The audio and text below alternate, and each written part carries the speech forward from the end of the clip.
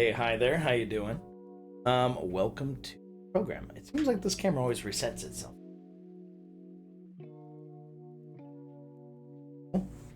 That's more like it. Kind of have the mic off to the side a little bit more today. Trying things, adjust it a little bit. But yeah, just hoping people start rolling in. Man, if you were tuned in on Saturday, that was a hell of a time. Just trying to get any kind of stream working at all. It was such a pain in the ass. But I'm glad that those of you who did watch made it through while I washed the T-Bird. That was fun is a strong word, so I don't think I'm gonna call it fun, but it was something. It was a lot of work for sure. But yeah, no, I really appreciated everybody who tuned in and made it work, because I was trying on so many different platforms. It was just like a comedy of errors, Murphy's Law, all that stuff. It was nuts trying to make it play nice. Just first starting with the Twitch app on my phone. I'd never used the Twitch app on my phone to actually stream before, but I'd used the app on my phone. It worked fine. And when I hit go live and I started streaming and it said, hey, starting up, everything seemed to indicate that it was gonna actually work right off the bat there. It just needed a little time to warm up. There's always a little latency and stuff, but my God, that was an exercise in a lot of patience. Took a lot of patience. And then of course, it just seemed like a total ring around the rosy situation where I was like trying to throw out another platform where I'm like, oh, I'll go live here and we'll do that. And then it didn't happen there either. So thank you again. Because that was a challenge. But anyway, I see I've got a few folks in here. Glad to see Roush, CJ, Jamie. Nice to see you all here. Jamie, you're sending me a TikTok. What's going on here? No handler supports this URL. I'm just going to click it. Let's find out. We'll take the risk. What TikTok are you sending me? Oh, a Rivian R1T. All right. Well, we'll take a look at that. Hold on. I mean, I realize this stuff is pretty quick form entertainment, 17 seconds, but pop that up on the main screen here. Yeah, so I'm gonna dial back the music a little bit, whittle that down. Okay, nice to see G Davis popping in. Hello, sir. Thank you for joining the crew. And Jamie, all back. Jamie, you got all the good links. Well, Alex definitely shared a few, but you absolutely share more. Like, I want you guys to make the same. Like, that's the thing. I'm doing the streaming here from my end, but the content is really a reflection of what you guys want it to be. So you send me videos that you think are worth watching, and we'll watch them together, and you'll see my honest reactions. Like, if I find something to be horrible, I'll let you know that, and vice versa. Jamie has more links than a sausage factory. Okay, I'm glad the boomer jokes are in effect, G. It wouldn't be the same without it. All right, let's pull up that React view. I'll do a large React view because I set it up for TikToks. Oh, but you know what? I still have to set up my view. Second, I gotta activate it so that it shows my window. This is something I should have done before the show. A little bit of behind the scenes magic there. Looking at Google Chrome. There we go. Okay, figuring it out together. That's the fun part. Glizzy Gobbler of Links. My God, Jamie. Let's not encourage that. Yeah. So I'm figuring most of you have already seen the video we did for the hot tub bit out on the podcast channel over at TRC, but yeah, I'll refer to it here forever as, oh, my day job. That's my day job. As I like to think of this as a completely separate space, even though there's some overlap with who's watching and who's listening, but this is just like a hangout. So the rules aren't quite the same around here. We're a little more lax. We let shit go. But yeah, no, I really wanted to show you guys this video in case you hadn't seen it. This was something that yeah, there we go. Oh, babbling brook sounds. Yeah, or hot tub. basically, to set the scene, actually, why should I set the scene? I should just read literally the description I wrote for it, because that's about as accurate as it gets. I said there's really no way to explain this, but here goes. On a recent trip to the United Kingdom, the Rag Company crew found themselves eating at a combination thrift store, pool supply shop, and brunch restaurant. After enjoying their meal, Anthony and Dane, hey, that's me, decided it would be fun to try and test their mettle by creating an imaginary sales campaign for the hot tubs that are in the restaurant. Which, I mean, that as a concept should be already a little bit alarming. And then I go on to say this was the result. So basically, it should go without saying that we do not own these hot tubs. We do not sell these hot tubs. It was just something where we're like, hey, this would be a fun little test just to make sure we're like on the ball. Why don't we, warm up and shoot a video like we're selling hot tubs? Because that's fun. So this is what happened for those of you who may have missed it previously. Hey guys, Andy with the Tub Company, and in today's video, we're gonna help you find the perfect hot tub for your needs. Nice. So with that said, we have a ton of tubs to check out today. Let's get started. Yeah.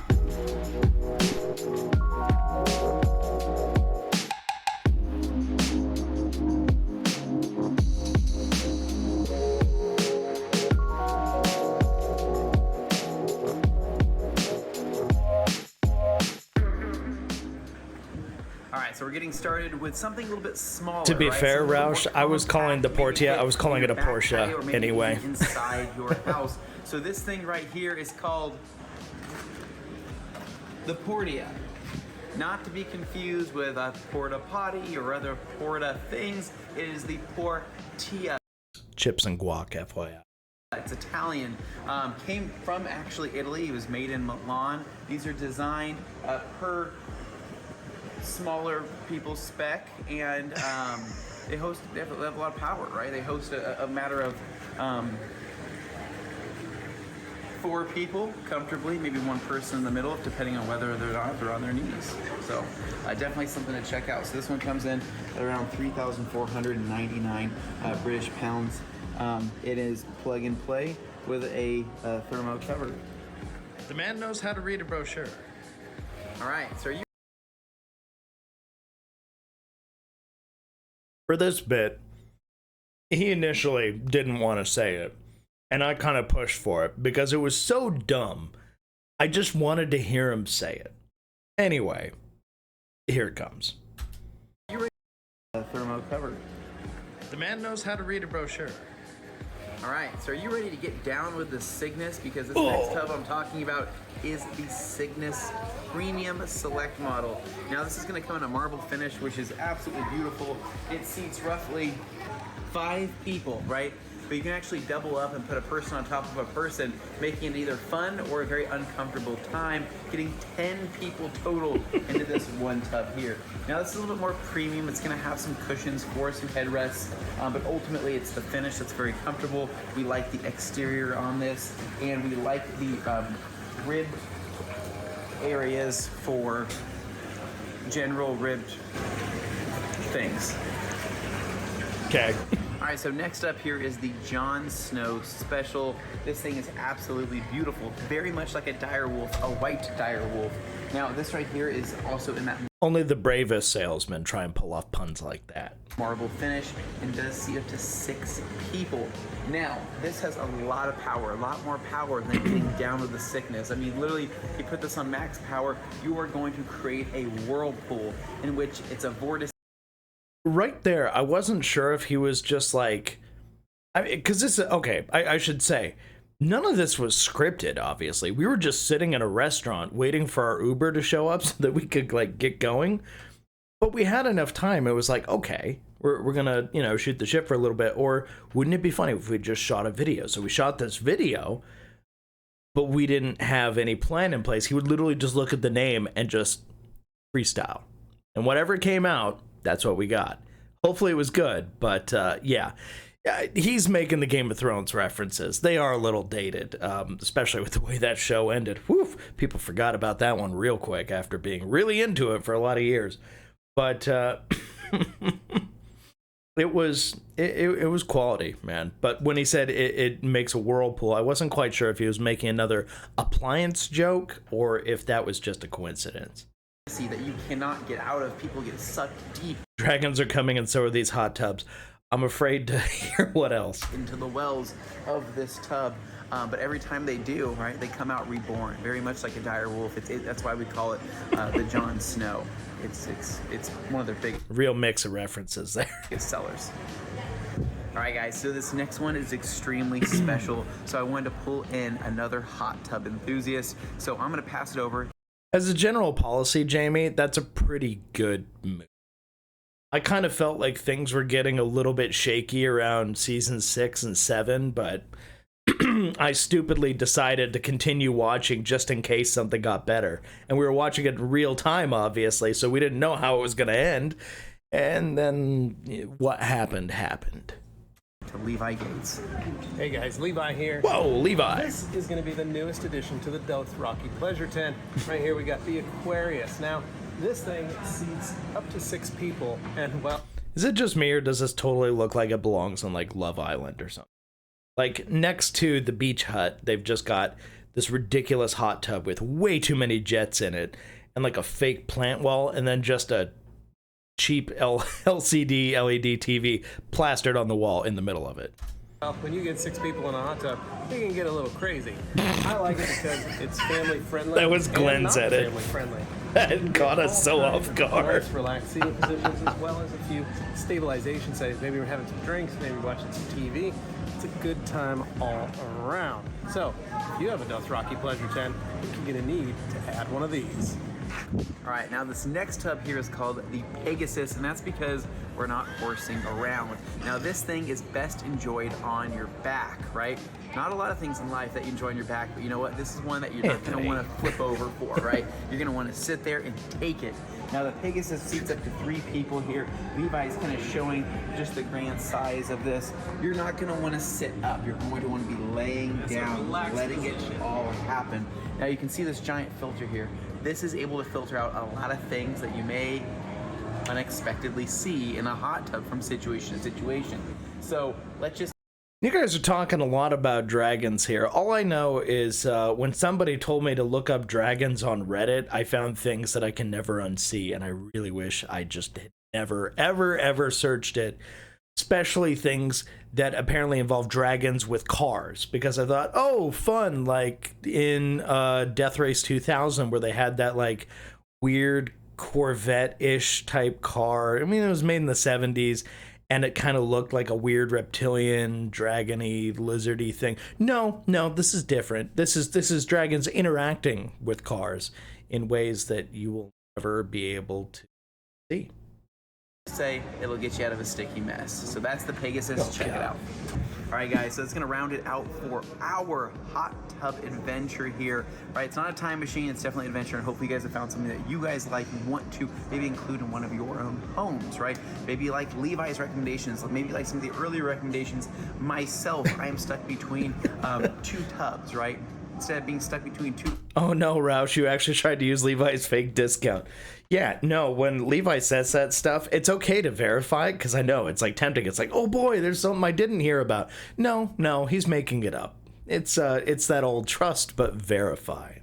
Ferns or maybe a rock and a hard place.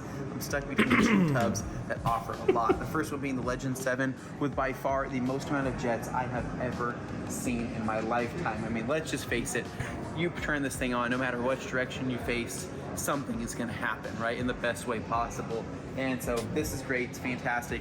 You can sit in it facing forward, you can sit in it facing back, whatever's going to feel most comfortable for you. But the other tub that caught my eye over here was the Princess 7.2, which means that there was 7 other iterations of this particular model here.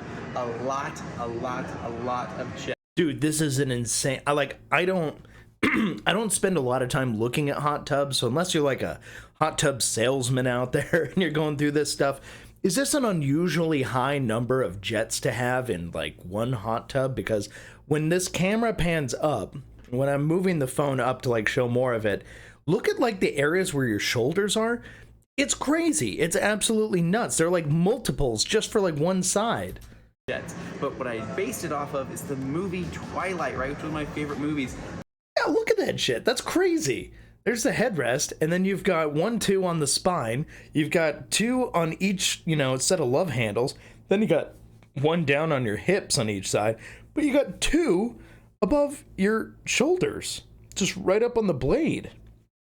What is that? That's crazy. I mean, okay, I must not look at a lot of hot tubs or something, but it just looks nuts to me. This thing will basically suck the blood right out of you. All right, guys, that's gonna wrap it up for our hot tub talk. Hopefully you guys had a lot of fun watching this. Pick one for yourself, dive in, right? Give me a call, let me know how it all went. And as always, stay tuned for more hot tub content right here at the Tub Company. So just as an FYI for anybody who ever finds themselves in Bishop Stortford, United Kingdom, they're in Old England town, as we say. If you find yourself out there, the place we're in is this business called Home and Eat. Except the home, the O, is an at sign, like on an email. So it's H@ME and eat. It's very strange, but at the same time, like, the whole concept is strange. Everything you saw in there that I could tell had a price on it. Like, it was for sale, from the random, like, mirrors and knickknacks you saw on the walls. Those were for sale. It's like a thrift store. But then they have this place called Spa Wars, which is what the hot tubs were that you saw there, which, by the way, some weird videos, if you look on YouTube, of, like, their shorts and stuff that I found after tagging Home and Eat on here. But yeah, no, go check it out if you're hungry, though, and you're in the area, because damn it, that food was good, dude. It was legit. All right, that's enough of that. Now I need to go ahead and pull up Jamie the Cleaner's talks. We got another one here. Okay, so we got a little something there. All right, stop. Okay. Ah, stop. Damn it. Every time I try and reset it, it wants to start over again. All right. And this last one Jamie posted. Okay. So, stop it. Why is the autoplay so annoying? Okay. Cut it out. Why is this happening? All right. So, first things first. John Hole endorses that tub. Yeah, I could see that. Yeah. Ryan, thank you for watching. I'm glad you finally got a chance to hop on here and, actually watch on Twitch here, because I realize that's, it could be a little challenging at times, but thanks for giving it a try. What else we got here? 2 bonus jets as well. This will suck the blood right out of it. Yeah, no, like a freaking vampire. Hence why it's the princess, and then he threw in Twilight, as in Twilight Princess, as in Zelda. The connections going on in the man's brain. I mean, he was short-circuiting. There were synapses firing, and they weren't necessarily landing. Let's go ahead and start things off for mostly Detailing Monday here on the TikToks that Jamie's been sending in. Why am I starting with those? Well, it's because they're the shortest. Realistically, they're the ones that are going to go by the quickest. So we'll watch those first. Really got to call bigger. Okay, that's just going to have to do. All right, here we go. What's going on with this Rivian R1T? What's happening here, Jamie? Can you set the scene? Anytime now, Jamie. If not, I'll just play it. Mr. Clean, baby, why you floss on me? Mr. Clean, pull up with my whole damn team. Mr. Clean, Mr. Clean, Mr. Clean, Mr. There is a drain plug in the bottom for those who are curious, but yeah, no, that's pretty fun.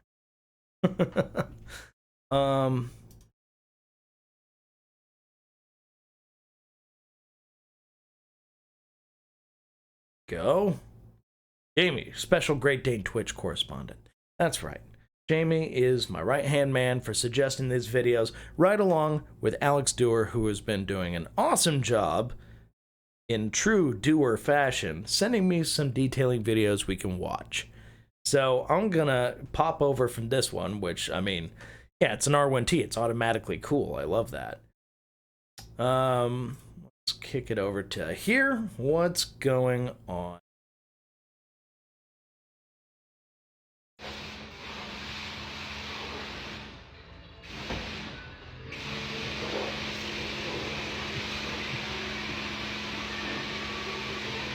I mean, we're all seeing the same thing, right?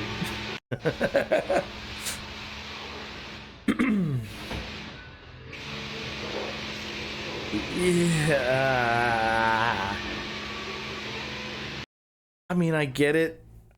You're thinking, oh, it's a pickup truck. It's a Ford F-150, mostly based on guessing, because I recognize some of the material shapes. But yeah, that's gonna be a problem. Yeah. No. Oh, hey, look at that. I got Flag Pyro. Oh, hello. Been on the Q&A a few times and heard you were streaming on one of the podcasts, so I thought I'd pop in. Dude, welcome. Or gal. Either way, thank you for hopping on here. I really appreciate that. I'm trying not to, like, spam up the place, because really this is just me kind of doing my own thing, so I might venture off on, like, some really off-topic stuff, but at the same time, I try and make, like, Mondays into a detailing thing, so that it's a place where, you know, more of the people who already know me might be more familiar with the content, and they'll be into it. On the other days, if you look back at some past streams I've got on my Twitch channel here, we definitely go off out of left field, and there's some fun stuff out there, like just fun ways to pass the time, or like interesting things to look at, learn a little bit, laugh at some stuff. But yeah, today it's mostly gonna be detailing. However, I will say, from a detailing centric point of view, we are going to be learning, we are going to be laughing, and if we got to, you know, talk mad shit, then, you know, that'll be fun in its own way too. But, you know, we gotta look out for people. So, man, this, I'll just say, like, a lot of people get upset when you open a hood and like immediately spray in an engine bay. Yeah, depending on the age of the vehicle, there's stuff you got to take into consideration as far as what to cover, what to protect. But in this case, somebody's probably feeling pretty confident. I'm looking there. This does not appear to be a higher trim F-150, because the door panel looks pretty basic in there. Looking at it from the side here, I'm gonna guess this is like somewhere between like 04, 05, maybe like up to 07 or 08. This is like a pre-facelift from that era F-150. But yeah, there's not. He's spraying the area where the speakers are. That's not good. That's just not good practice. I mean, there's electronics in those doors, whether you want there to be or not. I mean, I don't care how basic it is. It's not a Jeep Wrangler where the stuff is actually like, you know, more marine grade or more, you know, waterproof and stuff, because, you might have driven out without your roof on today. But yeah, no matter how durable and rugged, you know, these trucks are, it'll probably be okay, all things considered, but you're just playing with fire at that point. You're asking for something to go wrong. Best detailing I saw on the internet today. Next up is Tesla versus Bubba Real Barn Burner. Oh boy, here we go. Oh no. Okay, let's start this thing off. Everybody ready? Here we go. What are you doing? Oh my god, is that a bullet? No! Sir, please, sir, please. It's gonna die. My hand! What's going on? Oh, Oh my god, is that a bullet? No! Sir, please, sir, please. It's gonna die. My hand! What's going on? okay, this is just dumb, but not totally unexpected, because I'm gonna make some assumptions about the people involved here. When I see a Tesla Model X, if it's not owned by like somebody who gives off a whiff that they might want to talk to me about crypto or something, then the other impression I get is, okay, we're looking at TikTok influencers, Instagram influencers, online personalities to a certain degree. So there is a very, very well-established practice of just doing dumb shit on the internet for views. This is no exception. I mean, granted, the whole reason it works is because you're taking something that people know is not a cheap vehicle. I mean, that's minimum $120,000 plus, you know, Tesla Model X. Those are not cheap. But yeah, no, you smush it in the Falcon door. It gives you some talking points. It gives you some good tags to use so that you can crop up some interest. And of course, you're damaging something expensive, or at least making a mess of it. Something someone has to clean up. That's going to get some views. Same time, though, the part that's most offensive about this to me is the fact that they spell boba tea with 2 B's. It just reminds me of... what was that old game that used to be like an online game, like Habbo Hotel or whatever, and whenever somebody would cuss on there, they would say Baba, because that's all I could say. That's a really, like, inside joke. But anyway, yeah, no, that's funny. All right, Jamie, you got anything else for me? Or am I moving on to the videos that Alex sent me? Because I can go either way, but, washer, Tesla guy behavior. Yes. Okay, we're closing that up. Let's get to... our detailing tree. Oh, okay. So Jamie, just for you, I'm gonna start with this video because Alex said this counts as a ghost video since you love your ghost videos so much. Yeah. So it's a Rolls Royce ghost, but you know, still counts.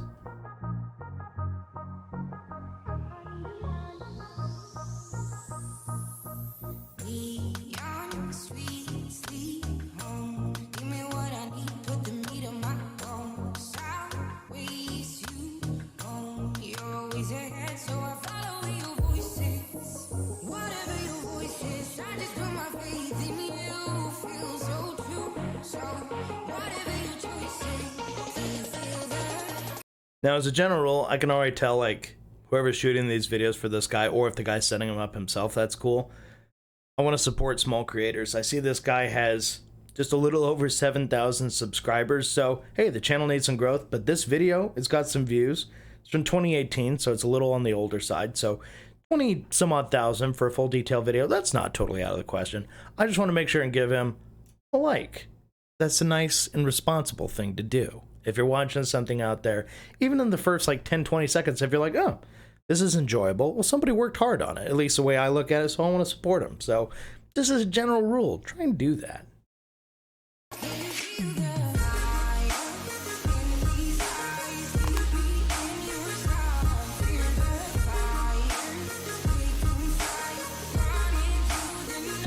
Jamie, if you have a whited out detail studio, you're required to bust out the Geon and make a YouTube video.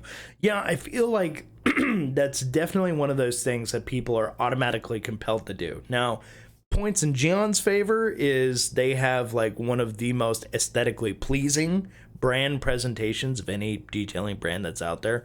Regardless of what you may think of the quality of the products or any of that stuff, they look good. So when they appear in a video, it adds that production value. So for somebody who's concerned about that, that may be something you want to do. But of course, if you're, detailing every day, you want stuff that's going to be good for you. And in many cases, Geon is. But yeah, you want your stuff to work as good as it looks.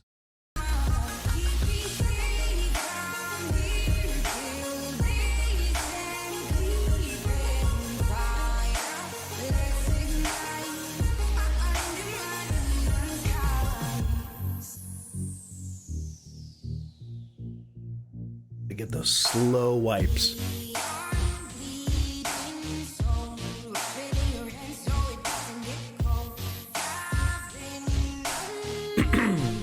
Pure lamps right over those things.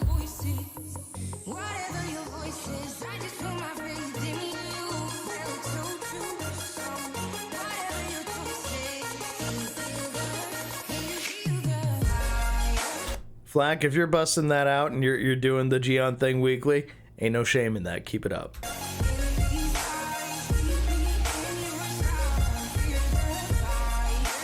And of course, smash that like button.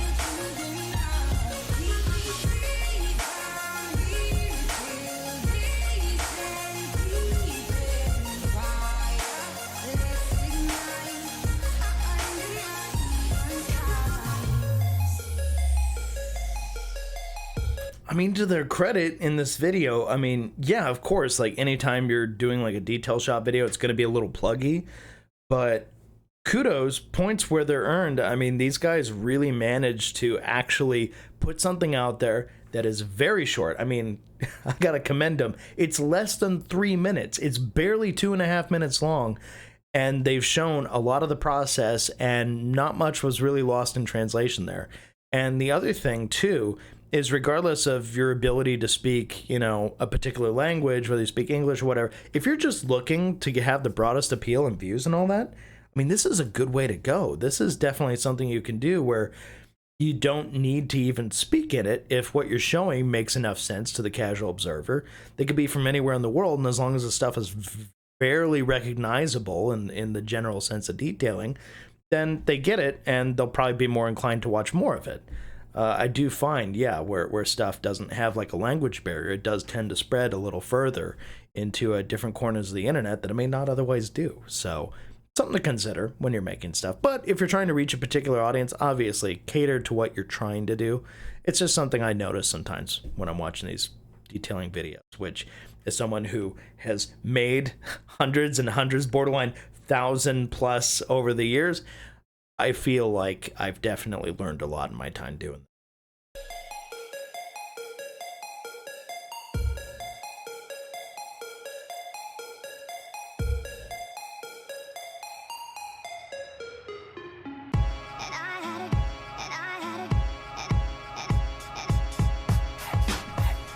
And this is the part where I'm going to be the car nerd and say, like, okay, the Rolls-Royce Ghost, it's cool, you know, but as far as like a baller vehicle you're rolling in, obviously it's not cheap. But that generation Ghost, if I'm not mistaken, that was basically a gussied up BMW 7 Series. If you're a true bowler, if you're absolutely the most rolling of the rolls people, you gotta be rolling in a Phantom. Or at least like a Wraith or something. Or, you know, Cullinan is a bespoke platform too, I think. But yeah, the Ghost is where it starts. And then you build up from there. Although I have to say, like, the whole reason we did the Ghost here is because Jamie loves Ghost videos, and today's more detailing centric, so this was a way that Alex thought would be funny. We could tie the two together. Anyway, I'm off on a tangent.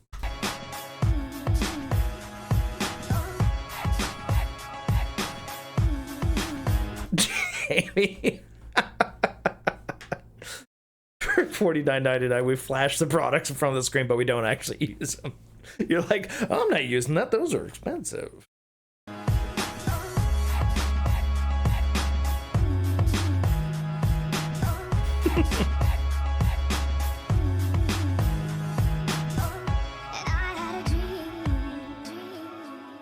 All right. Well, kudos for making such an effective video that was really short. Like, really short. Solid ghost vid, Mr. Doer. Yes, I agree. All right, on to the next. And guys, gals, anybody watching, feel free to submit stuff here in the comments. Like, if you see a cool video or you know of one, or you have it like in your watch later list to watch later on YouTube or something, and you want to watch it here, or you want me to watch it, just share it in the chat box. I'll look at it, I'll pop it up in the tabs, and looks like something interesting, I'll give it a shot. So yeah, don't be afraid to share your own videos and stuff too. And that's the thing, is like, if somebody wants to self-promote right here in this space, I really don't mind. Like, if I feel like the content's going to be worth it, go ahead, share your own vids. If you're looking to get a little attention on them and stuff, that's cool too. Like, if you feel like it's going to be worth watching, that's the main thing I want to emphasize. If you feel like it's something that's going to contribute here, I'd like to give it a chance. All right. So I've got the Evo finally gets a livery. Oh, Gears and Gasoline. Classic. These guys are great. If you're not familiar with them, they are a car YouTube channel. Having met them in person on a couple occasions, actually, at SEMA, such nice guys. Like, really, really nice guys. And they do incredible quality video. And they write and they direct. They do the cinematography, the whole 9 yards. And yeah, they're just really cool. Ben and Benji. Really cool guys. Let's see. We've got... We're getting SVJ doing a raw detailing sounds. Oh, that means we're going to get some ASMR. Or we got detailing after driving from Florida to Alaska, once again with Gears and Gasoline. So we got Ben here. You know what? Why don't we watch this one? I feel like this one's going to be up a lot of people's alleys. So let's watch this. I just got finished driving my STI from Florida to Alaska. And as you can imagine, it's quite dirty and I haven't cleaned it yet. So we're here at Automotive Aesthetic for our 3-step program: decontamination, rejuvenation, and protection. All sponsored by Advanced Auto Parts. Let's get started. Boom. Okay, Ben, so we need this. Getting that off the shelf stuff. You know what though? It works. Bucket. Sweet. Is off the shelf stuff my favorite? 9 times out of 10? Absolutely not. But does it work? Yes. Another thing we need is And are these guys sponsored by Advance? Absolutely. this. For rejuvenation, we need 105 and 205. Okay. I was about to commend him for making a great shot, but then that second one, the follow-up. Finally, some polishing tail. Thank you, Advanced Auto, for supplying us with all of this stuff.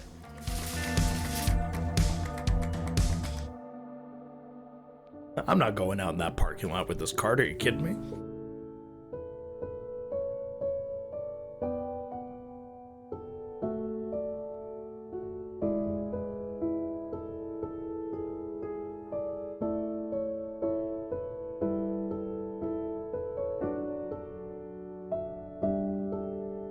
All fun and games until the head gaskets go. What's up, guys? It's Steven. We're at Automotive Aesthetic again. We are preparing to do Ben's STI after it came back from a 10,000 plus mile road trip.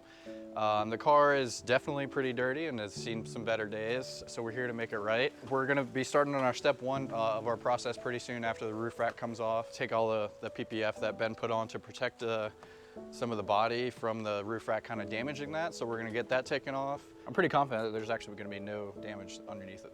All 4 corners of where the roof rack was, it should be totally fine. It's just smart road tripping.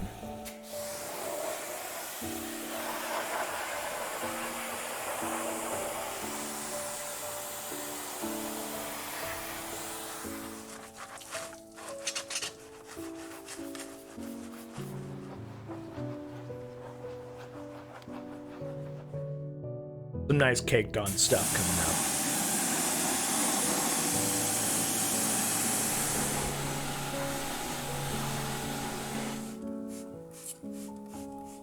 So I just sprayed some iron remover on the face of the wheel just to kind of release the built-up brake dust, and it's turning purple.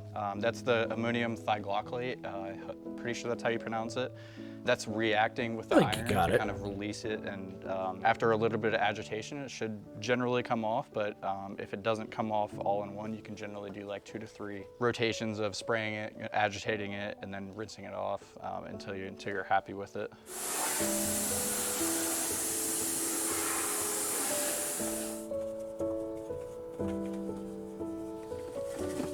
And obviously this is like worst case scenario for some, because 10,000 mile road trip obviously was gonna do a little another bit really to good it. product that Advanced sells is called hyperdressing. It's kind of like a spray and walk away. And as far as like products that we're not involved with but that we like Anthony really likes Hyperdress. Product. It's really good for, you know, black trim, black hoses, and coolant T. hoses and Davis. things like that. Brings the shine back. Well, I'm glad it rivals the T-Bird wash video. I mean, not many things could stand up to seeing me dance with a pressure washer hose and almost lose.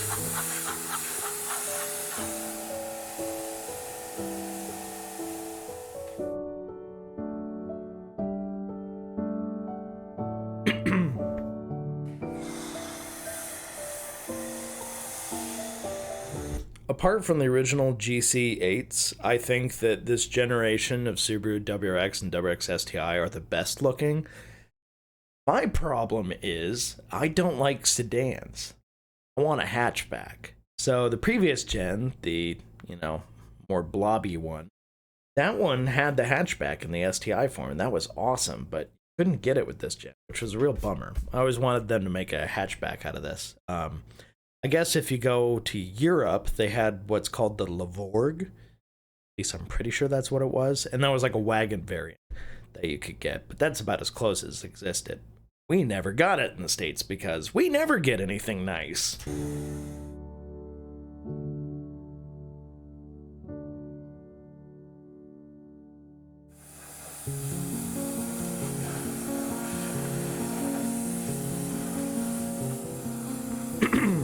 Fair Roush, yeah. No, the GC8 will just always be iconic in my mind. There's a part of me that always wanted to take a GC8 generation Impreza and just do like you know, an RSTI style build, which if you're not familiar with, sorry, I'm gonna distract here for a moment because that's what happens. Squirrel.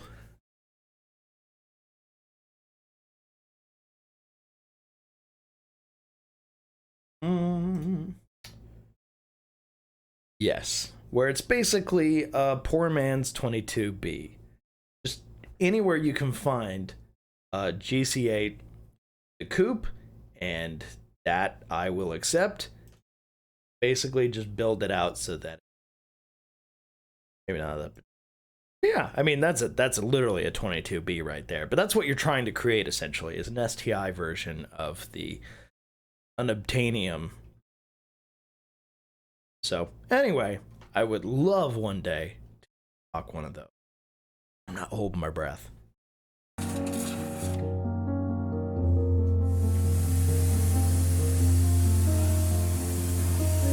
You could probably tell in video that it's starting to rain out right now. But if you look around, we have a pretty big permanent size canopy set up. It helps out a lot with weathering or... It's kind of like what Levi used to do at his shop. He would set up that canopy out there. And it worked well for them too, So even though they had product that we shop love to space. use is the It effectively doubled his usable space earlier on when things were crowded in the shop. Stoner Car Care's Terminator. You can order online from Advance. So we're just spraying it on a microfiber and getting these little black pieces off before we start claying. See how it's bleeding? Yeah. And obviously you wouldn't want that when we're clay barring. Oh, no, sorry to keep pausing the video, but talking to Roush here, no, like, it would be my dream to have an Impreza, and I think there's a guy who goes by the name Smedia on YouTube who did something like this, taking the EG33 from the Subaru SVX. That's a 3.3 liter flat six. I had that engine because I had an SVX, a 94 SVX LSI all-wheel drive. I absolutely love that car. That engine was an absolute sweetheart, and while the spark plugs were a pain in the ass to change, you didn't really hear much about head gasket issues or anything with that engine. At the time, that was the biggest engine that Subaru had made, their road cars. So that was a big deal. But no, that EG33, that's a really versatile engine, and it sounds great. It's very, I mean, it's a flat six, so it is similar to like kind of a Porsche feel sound for a 911. But yeah, awesome engine. I would love to see that put into a Impreza, especially a GC8. So this is a good product to use to get rid of all that heavy stuff. And then you would just rinse it off with water and then you can start cleaning. So in that kit, it comes with a quick detailer bottle. We always kind of put that to the side. We kind of like to use our own solution of slip or clay lube, if you will. So we're still using the same clay bar. This is just some Optimum no rinse in a bottle, kind of diluted with some water. And this is a... You hear that? Even though they're going through Advance here, they still got some Optimum no rinse too. It's just, it's like the lifeblood of good detailing. You just always have some around. It's a responsible thing to do. very medium, fine grade clay bar. We don't really need a heavy clay bar to kind of go after the contamination on this. We're just going to do a quick clay bar and then pull it inside and dry it off and start polishing. Contamination from the roof, it's nothing too major, but still something there that you don't want to pick up when you're polishing. Yeah, Flack, and that's totally reasonable. Like, some people like to have the more dedicated clay sprays and stuff, which, to be fair, like, Koch's is really good. Starnagloss is really good.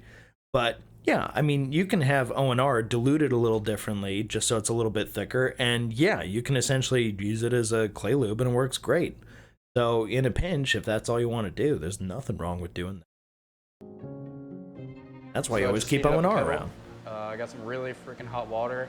And this film really hasn't been on there for longer than what, like a couple months or so. Helps release the adhesive onto the paint. Generally doesn't leave any adhesive behind if you get it hot enough. Okay, so that's just a kettle, right? Like he just heated up the water and used it to pull it off. Man, it's simple.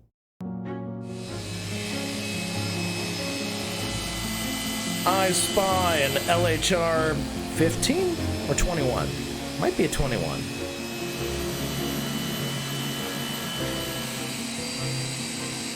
It's a 21. Paint correction's going okay. Some spots we're gonna have to. Hold up. Look at that. All right. Who wants to play Spot the Product in the background? Man, we got quite a few up there. Recognize a lot of P&S bottles up there, including Bead Maker, Brake Buster, and yeah, they got and for the carpets too. They have almost everything up there. And then in addition, yeah, lots of wow. There are a lot more P&S products in there. Then of course it looks like some Stoner products down below. Obviously the Atom stuff they got in the Advanced Auto. I spy some Uno Protect over there on the wall, as well as some DA Course, DA Fine, and I see some 303 in the blue bottles on the second shelf there up top. Obviously a lot of Griot stuff because you can get that as well at the auto parts store. Yeah, and I believe, I want to say those orange towels on the hood there are Eagle Edgeless 500s in orange. Paint correction's going okay. Some spots we're gonna have to hit And scan grip lights. more than behind 2 times.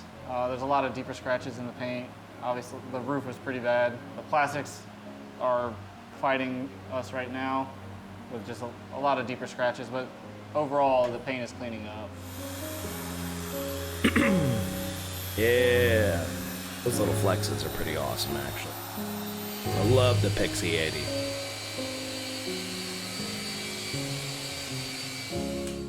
It's also so much nicer when you can have like a crew work on a car with you as opposed to trying to do it yourself. I mean, when you do it yourself, you can quality assure like everything you do. But having a crew do it, oh, the amount of time you save is unreal. But, you know, you can always, if you're a one-man band, just, you know, find ways to make yourself more efficient. I'm certainly not, but then again, I'm not a professional detailer. I've just spent way too much time in proximity to professional detailers, so I picked up a lot of stuff through osmosis. But in some circles, you might call me a filthy casual because, you know, I don't get as hands-on with this stuff as maybe the other guys do, but I've seen enough. I know what I'm looking at usually.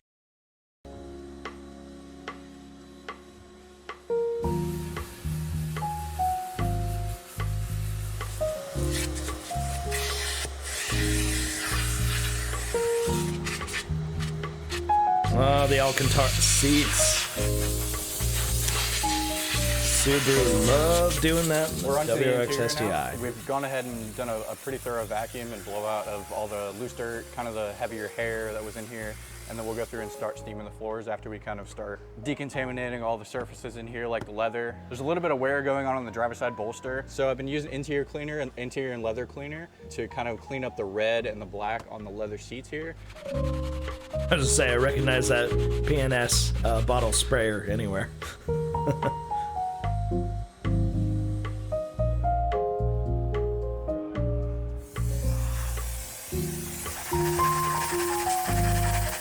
It's very satisfying to watch, though, huh?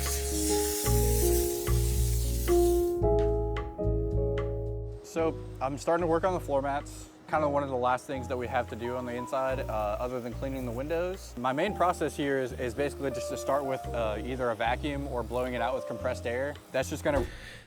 Since they went to Alaska, you know there's so much embedded shit in those floor mats. It needs to happen, but yeah, just getting the little vortice gun, getting it going like a little Tornador style thing. Just blast them out. Do it outside. Do it outside. You don't want to be doing that in shop unless you have to. A lot of the older videos you'll see of us doing that stuff in a shop, it was just kind of like because we had everything set up that way, we just kind of had to go with it, but it takes all the stuff that was in there and it just spreads it out to everywhere else. So, you know, if you don't want to make a mess, do it outside.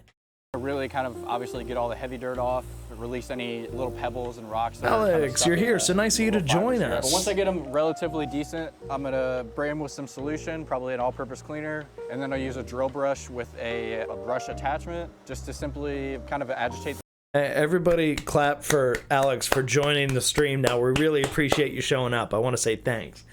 Now, the only other time you'll find me clapping for somebody here is if I ever manage to get somebody who actually subscribes to my channel, in which case I'll treat it like the super chats we do on our Q&A and stuff like that. Like, I will have to clap for you because that's just good manners. The surface, and then I'll pressure wash everything away.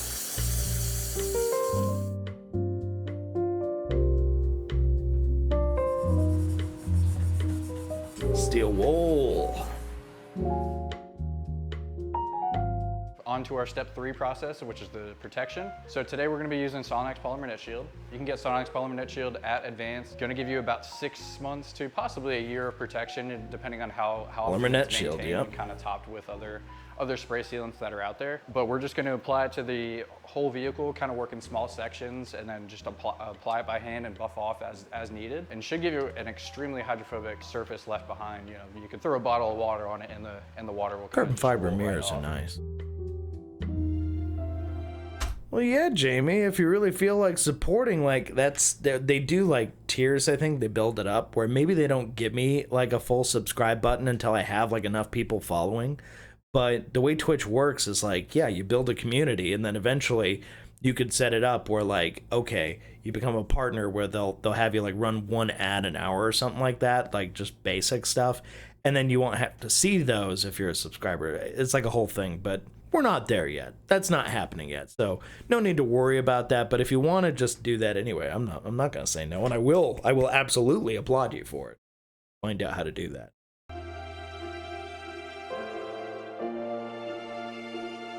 And we'll all know it worked because it'll throw a notification up on the screen with a little sound effect, and everybody will see it, and we'll be real proud.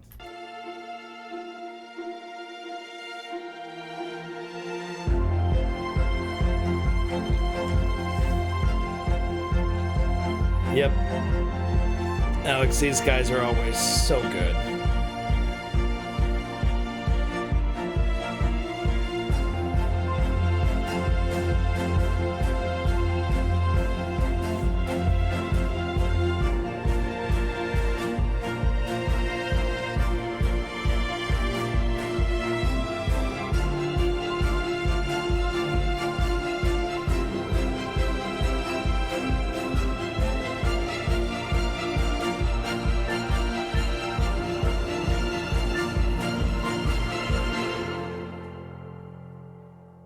You just feel good after watching a Gears and Gasoline video.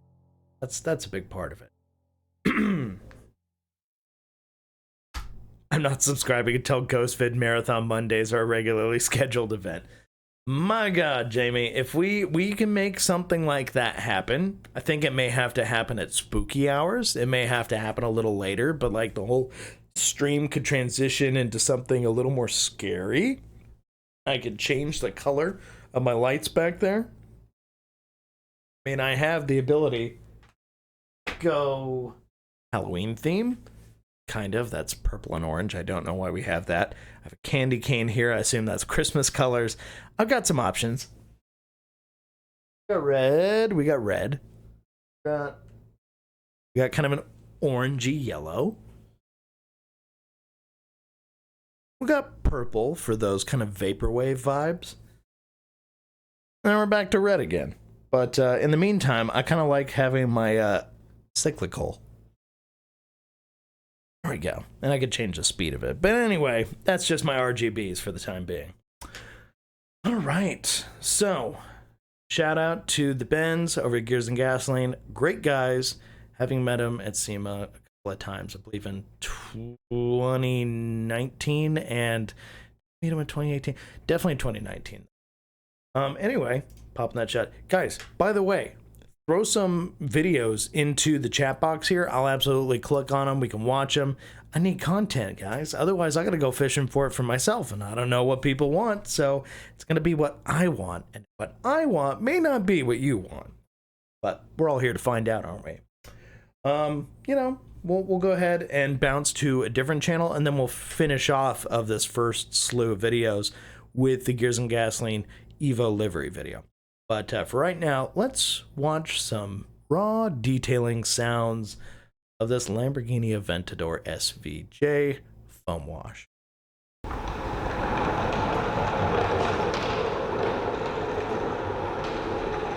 Of course, presented by Chromatic. I was going to say, I get the sense that this might be a Chromatic video, and then I look down at, oh, yep, sure is. By the way, he was a Grand Ambassador. Shout out.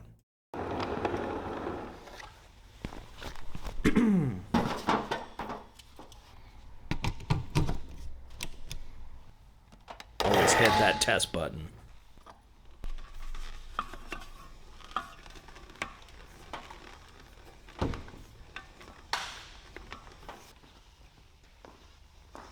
I will always love Chromatic style.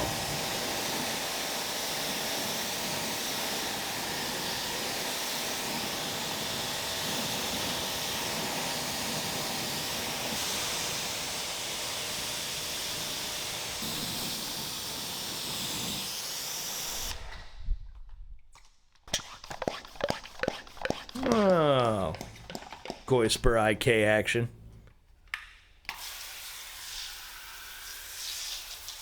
For real, Alex. He puts in some serious time.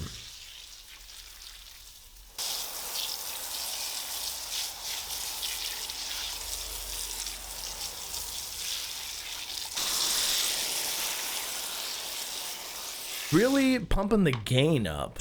Something fierce.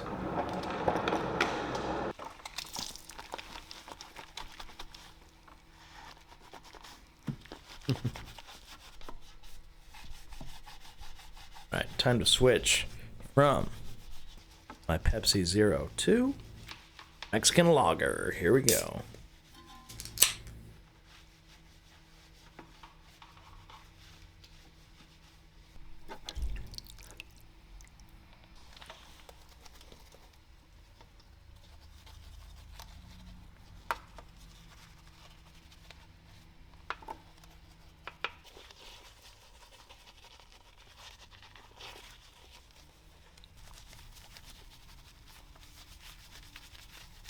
It's real quiet. Got the volume a little.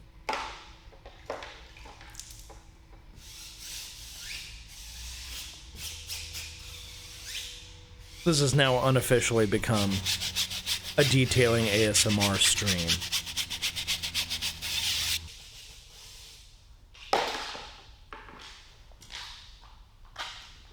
There's a kind of like casual violence to the way he just tosses off the brushes like that. Okay, that's pretty loud though. I'll dial that back.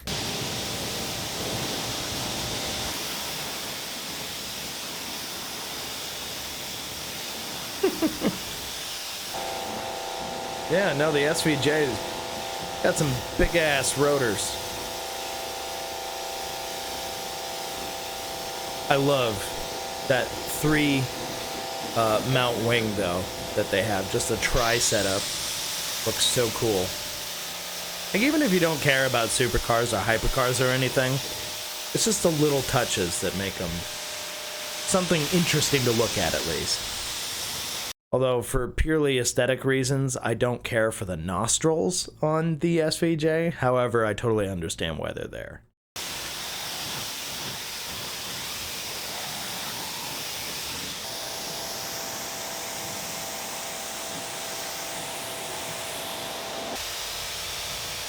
Also, pro tip, if you have floors that are painted with, well, any kind of epoxy or anything along those lines, and it gets wet, you better be prepared to go skating, or you better have some otherworldly balance. Otherwise, you are going to wind up flat on your ass.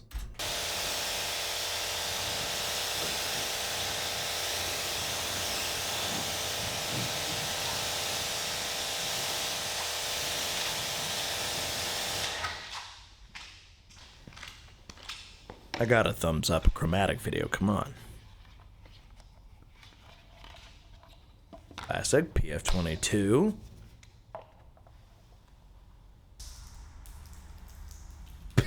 Okay, now he's just messing with it.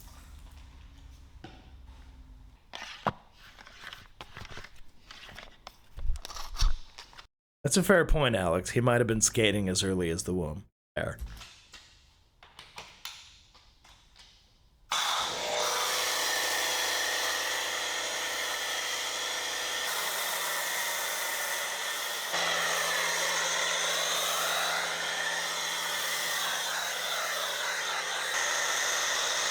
Okay, we're looking at a pretty watery foam here.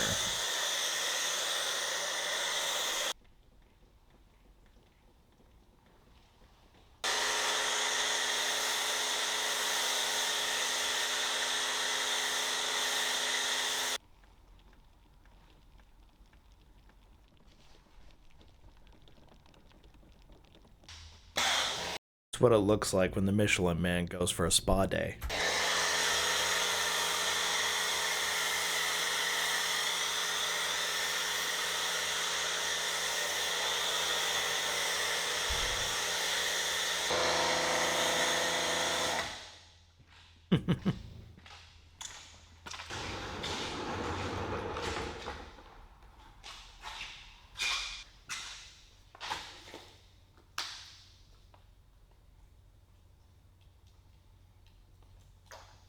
Question: does the spiral make it better, or is it mostly just because you're imagining you're somehow distributing it better, when ultimately you're still going to be sticking the mitt in the bucket and just mush it around anyway?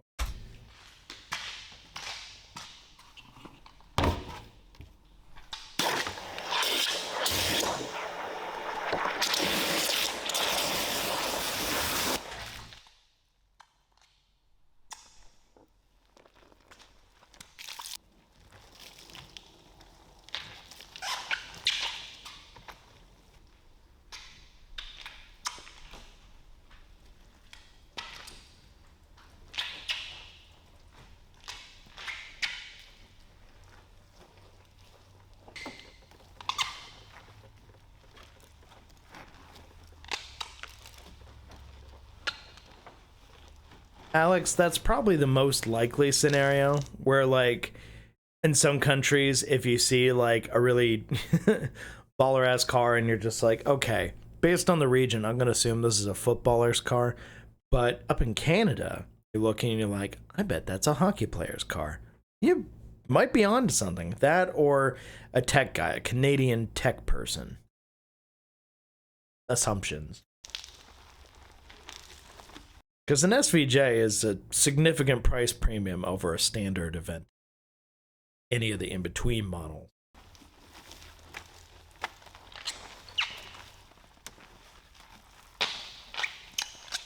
Super Veloce. Jota. Jota.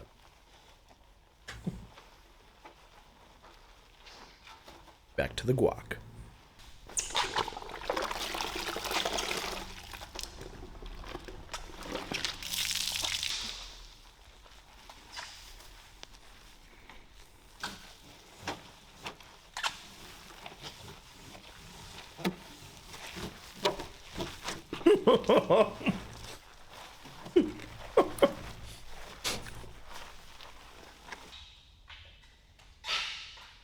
My God, Alex, if there was one person I could wish would just disappear from all of my recommended feeds, Andrew Tate could just disappear. That'd be awesome.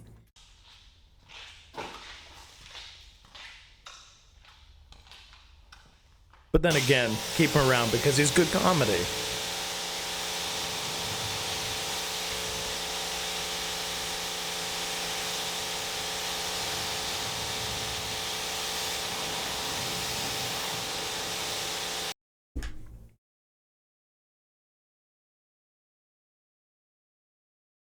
Not really either, Guacamole, Alex. It's Kirkland. I gotta say though, it's definitely got like some salt in it. It kicks. Yeah. I mean, it comes in a little cup, so of course it's not homemade guac. But this stuff's good. That's why I got it again. The first time I got it, I was like, I guess it'll be okay. We'll find out. Then I actually had it. It's pretty bussin'. I like it.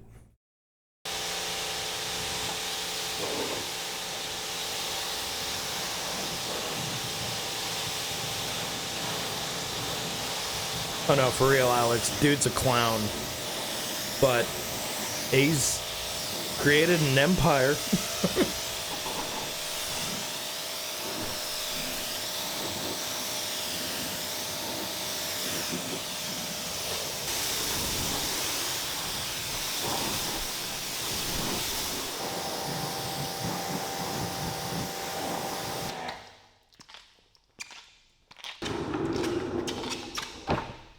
Anybody know what shoes he's wearing? I don't know shoes very well, but I kind of like the style of them.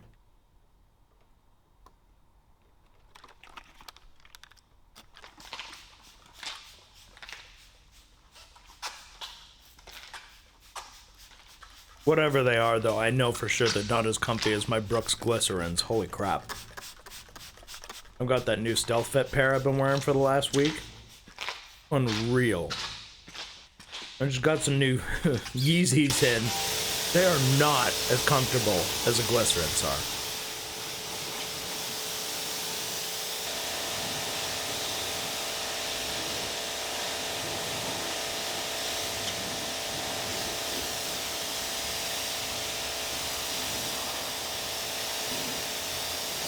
Saucony, huh? Interesting name. Never heard of him.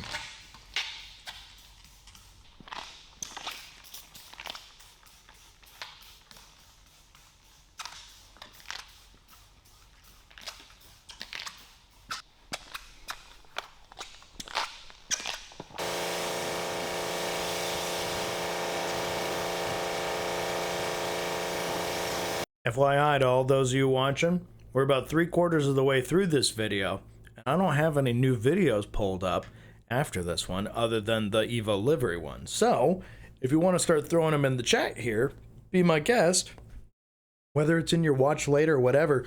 Otherwise, I'm going to start digging, and who knows what we'll find.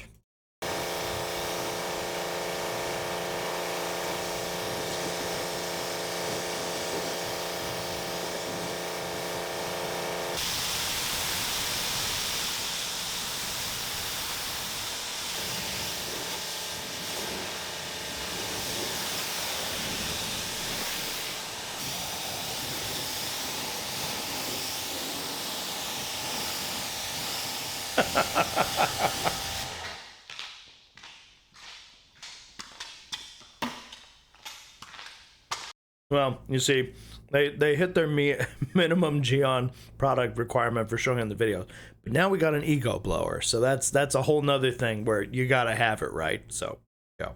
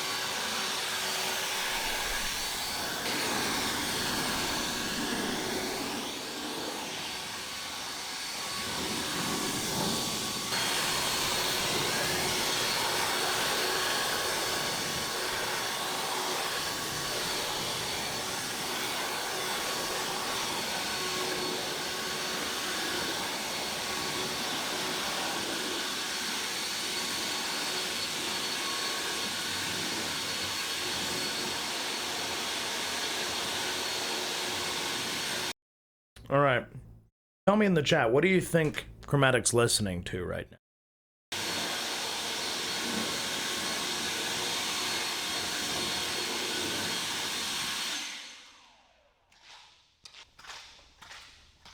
I'm imagining it's just more lo-fi, but I'm curious to see what more creative answers might be. 69 bucks? That's it?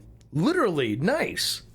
Also, I want to go back and look at the posters he had on the wall, because those actually looked really... Oh, we got a Stratos, an old Formula car, and over here, oh, 250 GTO.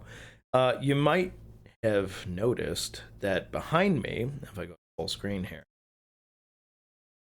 two of the posters I have.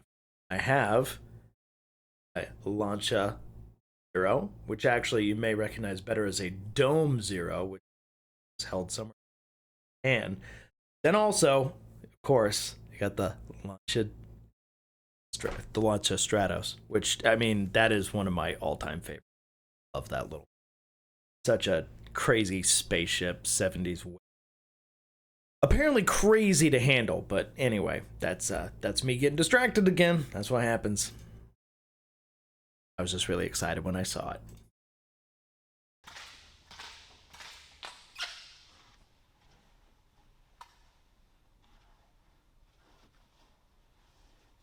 in with the twist loop. Scratches. Meticulously cared for carbon fiber. Carbon fiber.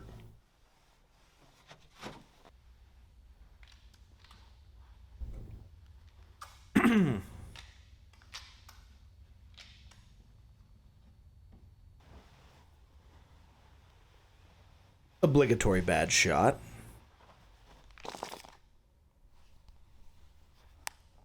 Here.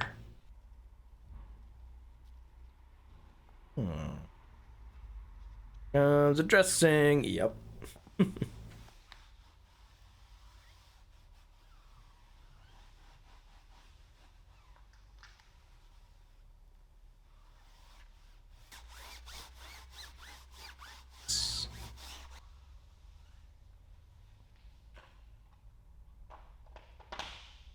Remember, it's just him doing this, so every time it cuts to a new angle, he had to stop what he was doing, go over, move the camera over. I mean, it sounds like simple stuff, but if you've done this before, that shit's tedious. Pearl, of course. One comes up pretty commonly. I hear a lot of people.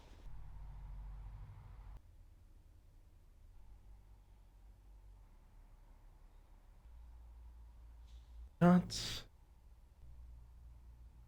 I do like how the SVJ, it really lets the tricolor Italian flag on the side stand out. That's nice. Oh, that's nice. Okay. He has a love-hate. Yes. It's all great when you have something finished and you want to show it to the world, but getting to that point can be a real pain in the ass. Worst feeling in the world is when you release all your hard work out finally into the world for other people to look at, and then nobody gets with it. Lived that life many a time. It's not good for the old ego. Let's go ahead and open up a couple of these extra ones. We got Dewar cleaning his floors. W production. Then we've got. Hi everybody. Red Gro- oh my god, is that a Clio V? Clio Sport V6. Yeah. I'm definitely invested in that one. Okay, so let's go to Alex cleaning a Swiss Tracks flooring for 10 minutes. We're gonna watch you clean your floors for 10 minutes? Really, Alex? Is that what we want to do? We'll watch a little bit. Hey guys, Alex here. Today we're going to be pulling out the Swiss Tracks. Since it is the second day of spring, so it's been a pretty long winter here, so we gotta clean that up and thought we'd take advantage. You might get the impression this guy likes Volkswagens. Volkswagens. Of the nice weather. So first thing we're gonna do, gonna pull the cars out, then we're gonna pull the Swiss Tracks out. And I am gonna be using my little Swiss Tracks popper tool from Sean out in Saskatchewan, Gully's Garage. Make sure you give him a follow. Okay, I don't want to hurt Alex's feelings because it sounds like he doesn't want to watch this, but I am going to skip ahead so we can see what's underneath. I'm very curious about that. Get like a nice look at what's underneath. I'm not cleaning it all the time, so. All right. Okay. So Swiss Tracks is out. It's a fair amount of sediment. As you can tell, the garage would be pretty disgusting otherwise, so pretty happy to have this. It's interesting though. You can very clearly see the typical path of like tires going in and out, regardless of. All right, let's go ahead and sweep it up. The fact that the Swiss Tracks was there. Oh, that's dusty. So as you can tell in these Canadian winters, we do get a lot of crud coming off our cars. That's a pretty decent stash there. This garage floor anymore. Yeah. Oh yeah, now there we go. That will do the job.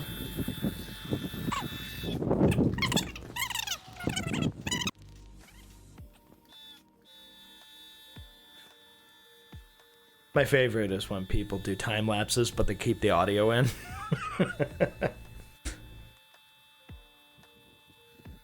okay, Alex, we love you, absolutely. But I'm sorry, I'm not going to force people to watch you clean your floor right now for 10 minutes. That would just be rude on my part. And I think everybody would leave and I'd be sad.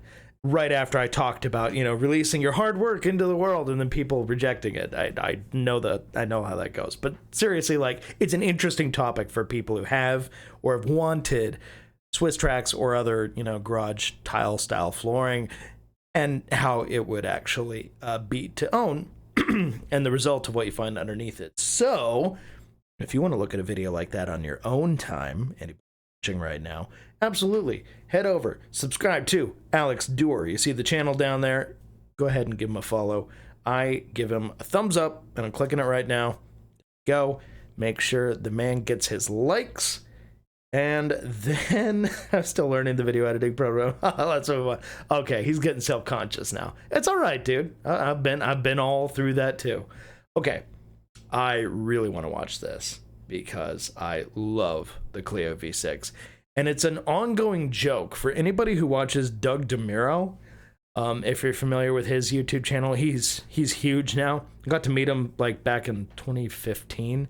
Really nice guy, but it was on his first tour across the U.S. Anyway, nice guy, but been following him for years, and there's a running joke where people clearly saw that he shot a video with a Clio V6, and then he hasn't released it in this whole time period. People are so upset with him because amongst the online car community, nerds like me are looking at it going, come on, when are you going to release a video? And he just hasn't, because people want to see his take on the Clio V6. It's an interesting car, especially for us Americans who never got such a thing. But anyway, let's see what Rad's doing. Welcome back to Rad Garage. As you can see, I have a pretty special car here with me this weekend. Yeah. This is a Renault Clio V6 Sport. So it's in for some pampering today and tomorrow. Plus, I think... What did that say? Imported to Canada from Japan. Some pampering Okay. today and tomorrow. Plus, I think what I'll do is I'll perform for the first time using Uno 1. I'm going to perform a one-step correction polish Uno on this. Protect. It's Gorgeous good stuff. Car. What a wonderful color. Comes Just to a me few from, bugs. A guy named Simon, who has quite a few awesome European unicorns. So stick around and let's have some fun.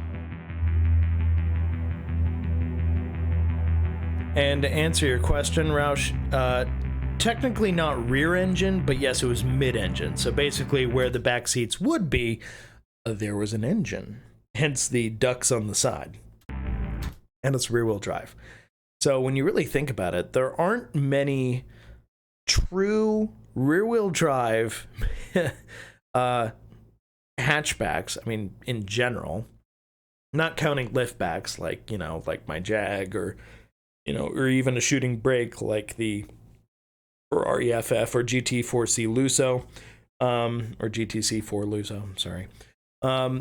Yeah, those are obviously kind of specialty things, and this is a specialty thing too, but it's such an unusual thing to have a production vehicle where they actually put in a standard hatchback shape the engine behind the driver. It's really cool. I guess if you were to think of it in terms of like what car it's most similar to in terms of like the interior layout and stuff, it's actually probably got a lot in common with like a Cayman or something along those lines. Obviously the exterior is quite different, but it's imagining like a Cayman type experience, but in a econo hatchback kind of looking car. I'm glad you told him about Uno Protect because it is awesome.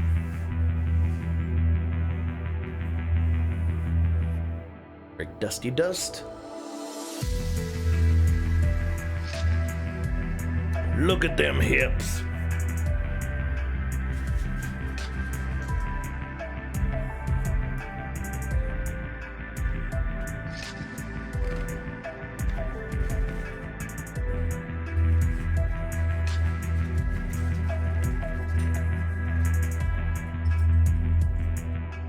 So wide.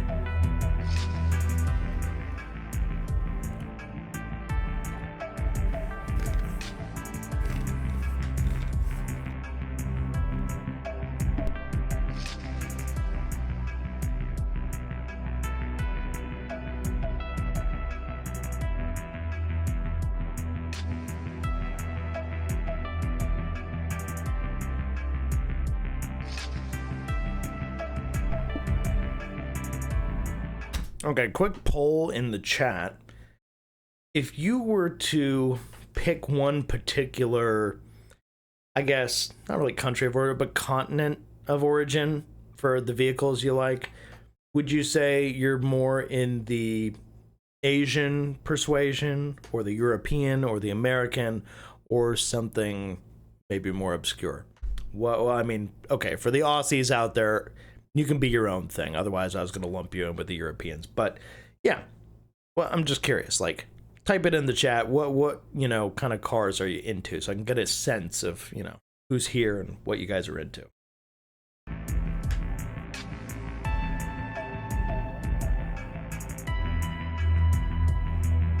Also, before this continues, I need to open up 2 of these videos that... Oh my god. Okay, you're talking a language. Wait, you just shared the same video twice. What's this? Oh no. There's one. And then there's one without ads. Is it the same video, or are these 2 different videos? It's kind of hard to tell. Alright, Jamie, you about the America? I kind of expected that. That's cool, though. Alex likes the Europe because spending money on things that are quick and not fast. I mean, knowing that, I would... oh, yeah, I'm not even going to answer that. I'm going to make somebody sad. Think of the amount of money some people spend on Subarus in the EJ just to get a crumb of extra power out of it. It kind of hurts my soul. And I say that as somebody who likes Subarus, generally speaking. Anyway, back to the Clio. I swear to God, Alex, do not conflate New Zealand and Australia to me again. The Kiwis and the Aussies are 2 different groups of people. But for the purposes of this exercise, we're counting them, lumping them together, yes. And I know Grant Hawtrey will hate that.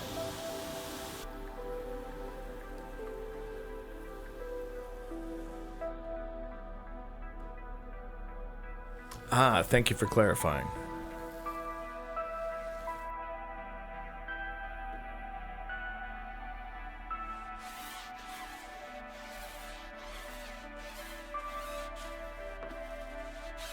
Okay, now this is me just being a video nerd, where, alright, pull up stats for nerds to see if my assumption is correct.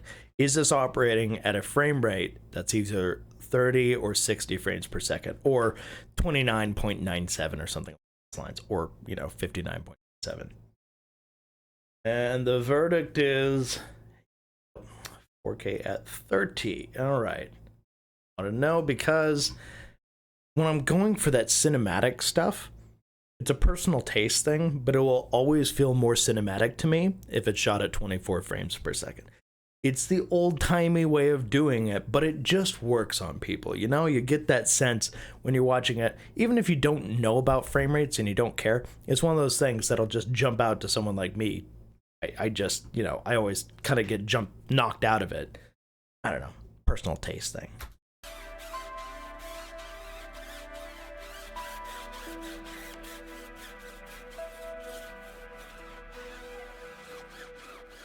I say that as somebody who shot a lot of high frame rate videos that I wish I'd exported in 24 back in the day on Wash Wednesday. Yeah.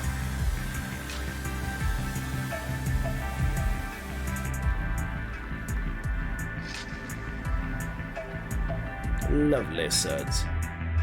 Now that foam looks interesting. It's very bubbly. Less so the foam, not like shaving cream. It's just very bubbly.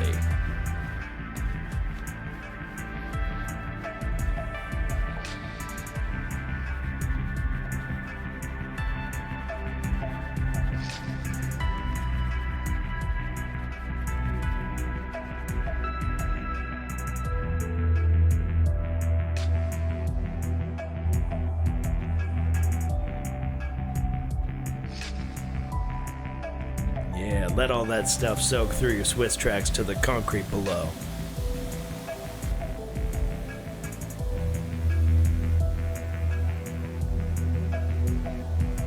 Oh, he's using an IK Alki. I remember a guy who used to always ask about those on Q&A. You know who you are.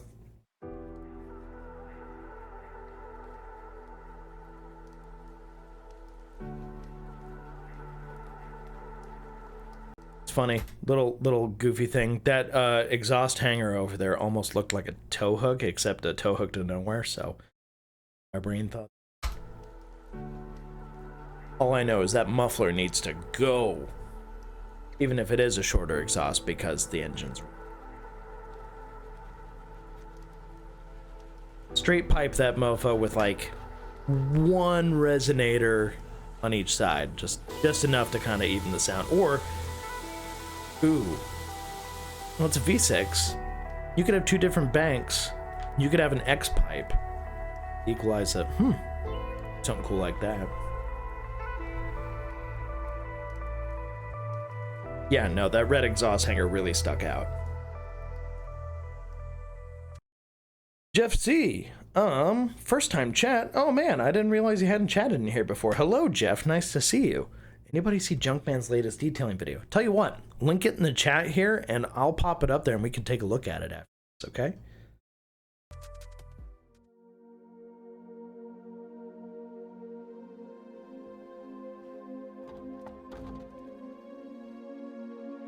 Fireball.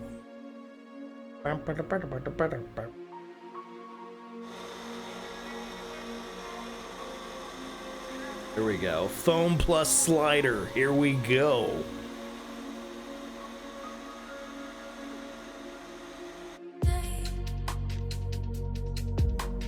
Vibes.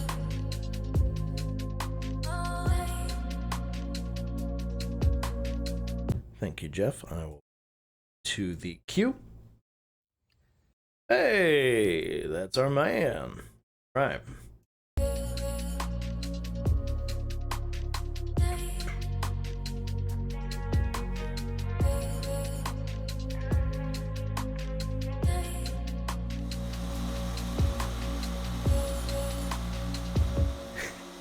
See, Alex, I'm not the only one. Fireball.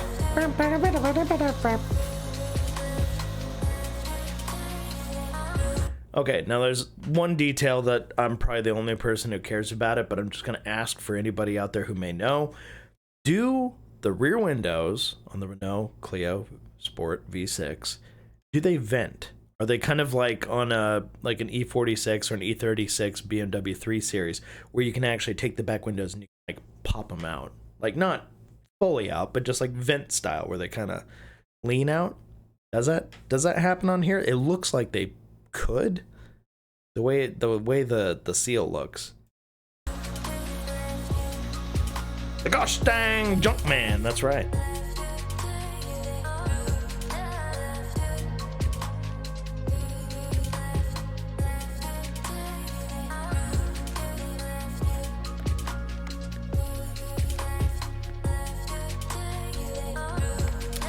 Ain't nobody gonna fault you for using a sexy slider shot.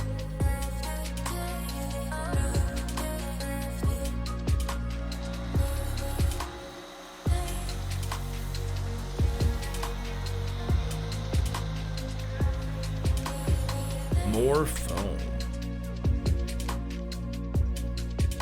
The Junkman vid was in your play next today? Well, hey, what if we all just watch it together? Would that be cool? After this one, how about we do that? Although, to be fair, this is half an hour long, so I don't know how much of this we're actually going to watch. We'll see how things go. I may, like, skip through a little bit.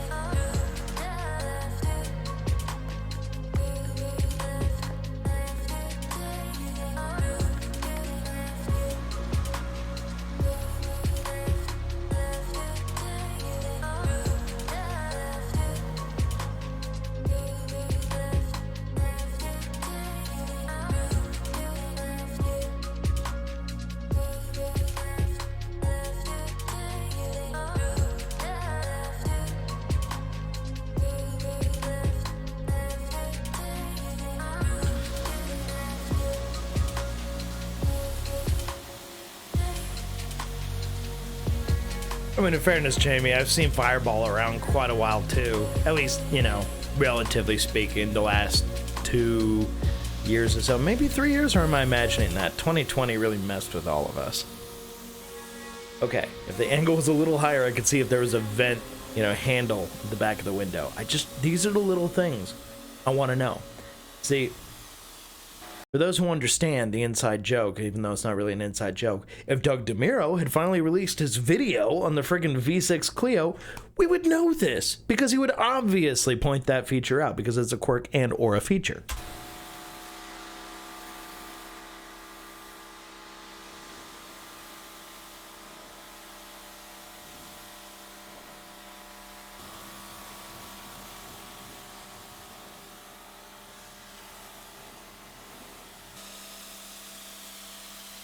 The camera was pointed just a little bit higher.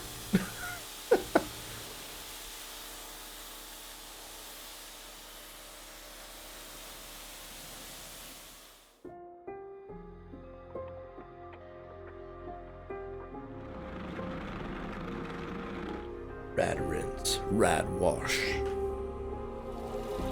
Okay, this is a question where some people may end up feeling I gotta ask it. For those of you out there, I feel like there's just a very, very small subsection of people who pronounce wash this way, but if you're in the minority, or possibly if it's a majority, I don't know, who pronounce wash as warsh, I want you to raise your hand right now. If you don't say warsh, if you say wash, well, then I would just chalk that up to normal. But if you say warsh, I feel like you're going to tell me that you're originally from, like, Washington or something, where you're like, oh, yeah, I'm from Washington. It's a real thing, though. I'm not imagining it. I know people who do it. I have an uncle who is one of them.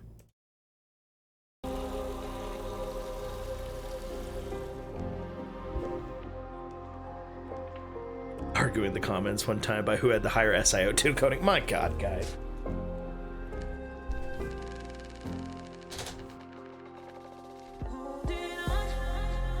Look at that big old bubble.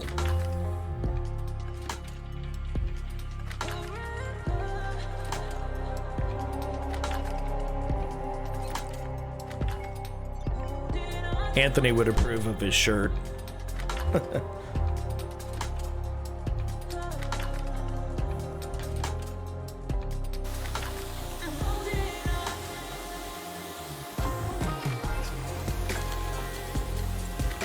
Upstate New York. Yeah, I feel like parts of New York pronounce it that way. Like if you're a New Yorker, but not like a New York City New Yorker, if you're just from the state, depending on which part you're from, you might say warsh also.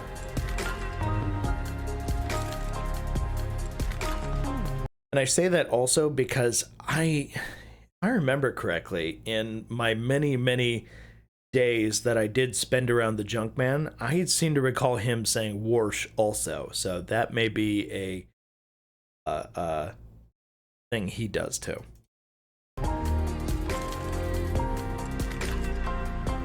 Or like Chris Fix with the soapy water, where he's like, soapy water.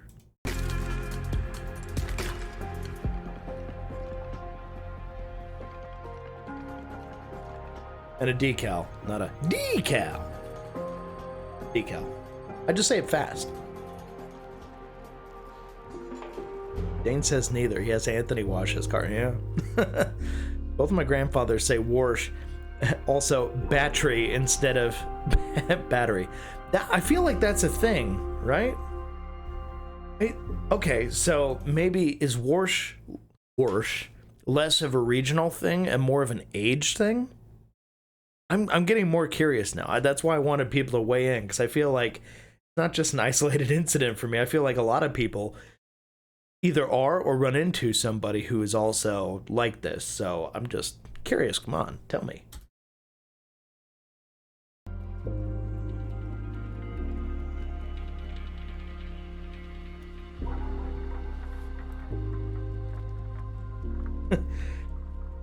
In Massachusetts, we call decals stickers. Yeah, like a pack of stickers. Welcome to Boston.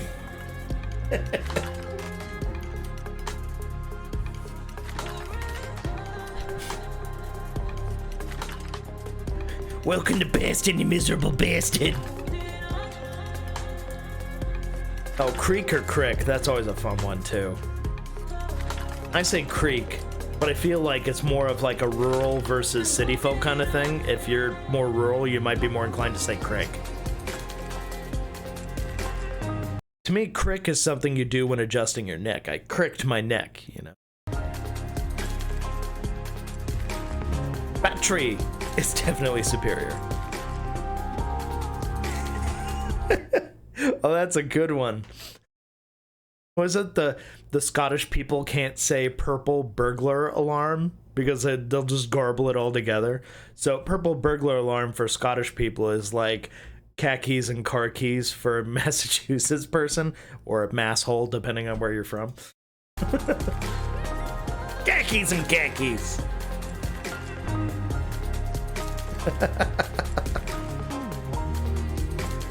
See, I can't do these dumb impressions during my day job. You gotta save it for here. This is where you get the real, folks. Thank you for suffering along with me. And yeah, believe me, I've heard of massholes. Rick had an insane Oakley sunglasses collection before detail. Okay, interesting. I like how he just reversed the footage just to see if anyone was paying attention, also because it looks cool.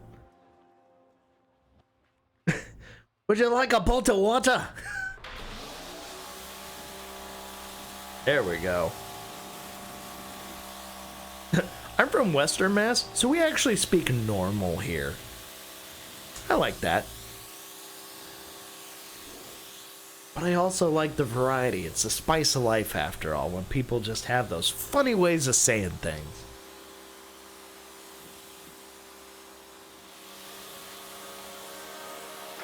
Was it gonna zoom out far enough for me to see if there's like a little nub over in the corner of the window there? I don't see one. So if it does pop out, can't really tell right now. Clearly he's on a car pro kick here.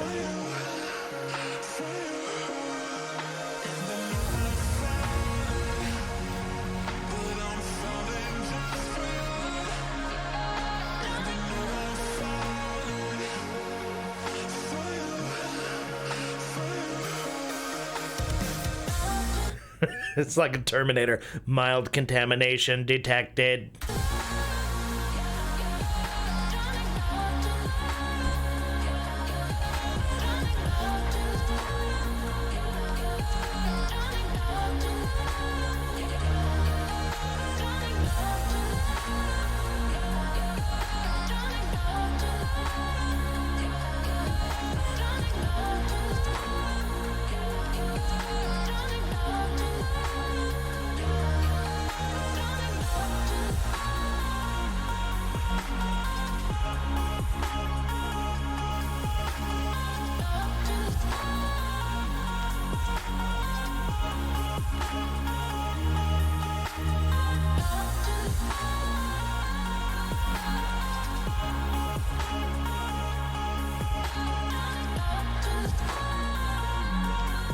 Visco clay.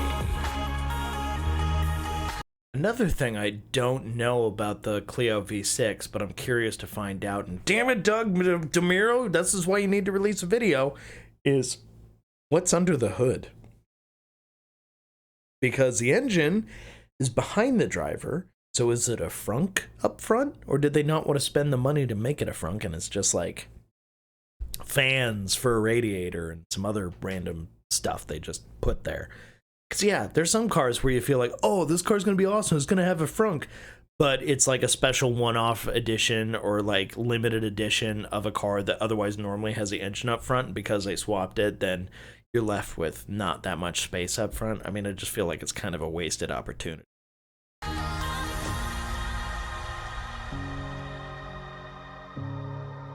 You can smell the Iron X from here, aka Satan and his 10 best friends, all farting at the same time.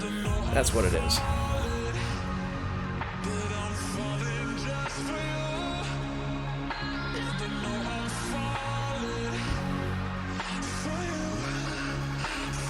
It was as if million bungholes all cried out at once.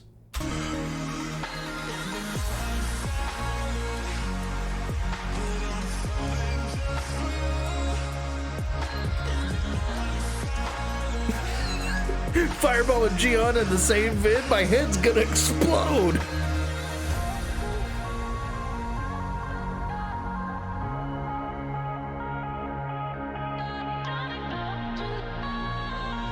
But like, okay, so hear me out. The reason I kept thinking that there was a good chance that window vented is because if you look at the way the window sits in the space, it's like it's on top of the frame that it's in. Like there's no actual frame that's like holding it in place there. It's all behind the glass, but there's a very clear line that goes around. I mean, it looks like even on like you know, Chrysler Town and Country or a Dodge Caravan had windows that were like that, where yeah, they look like they're resting on top and go flush with the body, but there's a very clear seam, and then they would just vent out. Or like Land Cruisers have that too, like at least on the 100 series.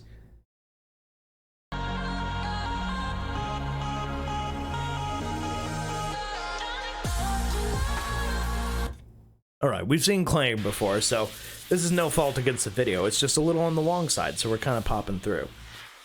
Flax saying, I tried the new Gian Restart wash with the iron remover in it. Stuff smells horrible, and in soap form, like the part of the process that's supposed to smell nice. I mean, yeah, sometimes when you combine products, it's worth considering the experience, and that goes beyond just what it feels like to use a product, but also what it smells like. Sometimes, some steps, it's better not to combine the two, because if you're taking the best smelling part of the whole procedure and you're replacing it with one of the worst smelling parts that you don't even have to do every time, well, then you're not going to use that product very often, are you?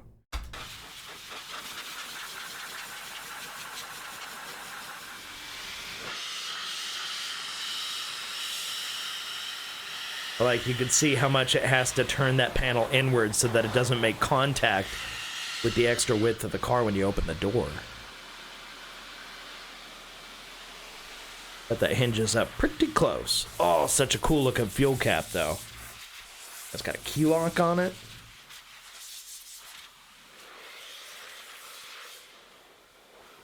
Oh, it's a left-hand drive also. Interesting. Considering the beginning of this video, it said they imported it from Japan. Okay, so this is super cool.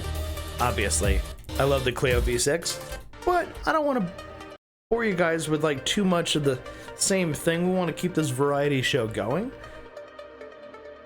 Huh. I do like seeing an eagle though. That makes me happy. Rolled eagle edgeless. Yeah, no, like once or twice a year, right, Flack? Yeah, totally. More polishing.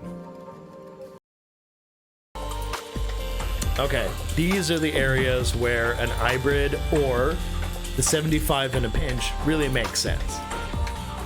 Because when you're working in those, like, actual concave areas of the body panels where the wide body sticks out, and you obviously don't want to grind, like, the top or the bottom, it's important. You want to make sure that you got a tool that's going to work with you, not against you. So yeah, don't be using your big polishers in there unless you absolutely have to. It's just you're creating extra strain and fatigue by using a heavier, larger machine where you don't need to. If you have a smaller machine, that's the time to use it.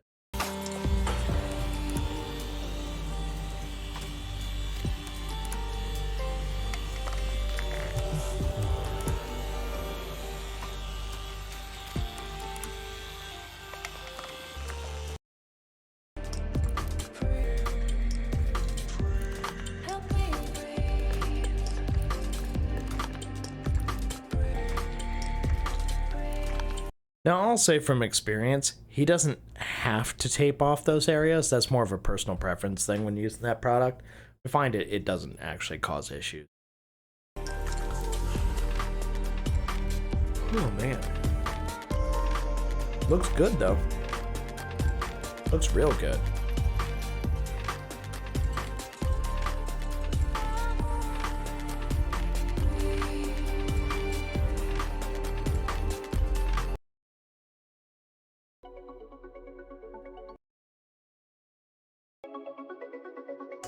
Yeah, that's nice.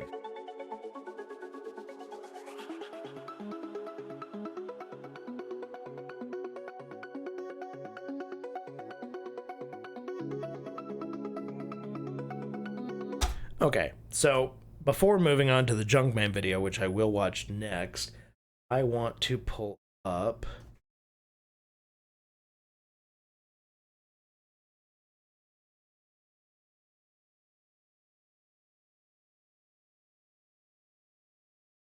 let's just hear one, right?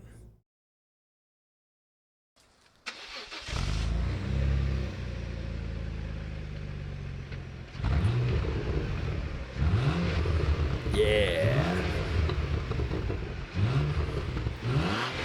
Now, granted, you could tell from the shape of the taillights that this is actually, I believe, a later model version of the Clio V6, which also explains why the vents down by the exhaust are a little bit different. But it's still, in terms of the internals, it's pretty much the same car. I think it was just facelifted.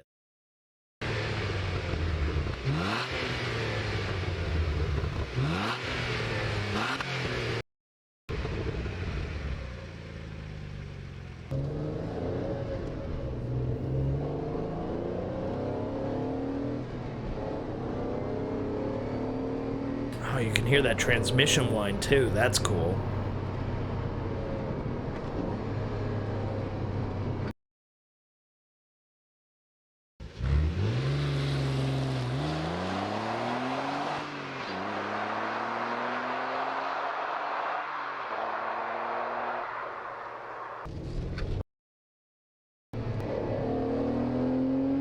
Okay, that's the best look we have yet, looking backwards. Yeah, I don't see any way that those windows actually vent after all.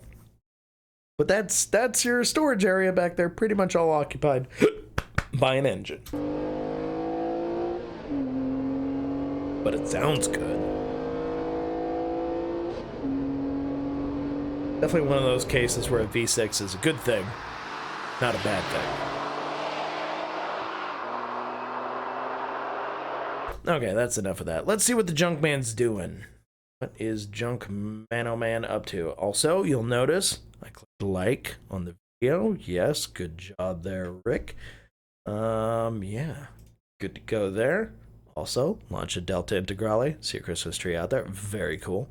All right, Junkman, what's going on out here? So, a Junkman detailing video. He puts it in quotes. Why do I feel like that means this is not going to be a detailing video?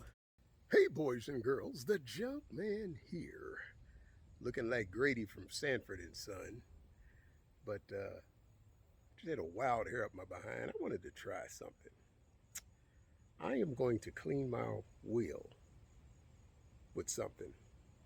And I'm going to tell you, don't you ever do this on a car that you like. I mean, this is my daily driver, and the wheels got curb rash on them, and you know, it's not something I really the appearance ain't really something I'm all that worried about, but watch what I do. Here we go. I'm wondering if he has like a shotgun mic or something with a dead cat on it, you know, the little fuzzy slip-on cover. There was some kind of hair or something floating around in front of the screen. So what we have here are the wheels on my Cayenne? Porsche Cayenne. It is a Cayenne. Now, as you look close, you can see they got curb damage where the person that had it before me didn't know how to park. So these are...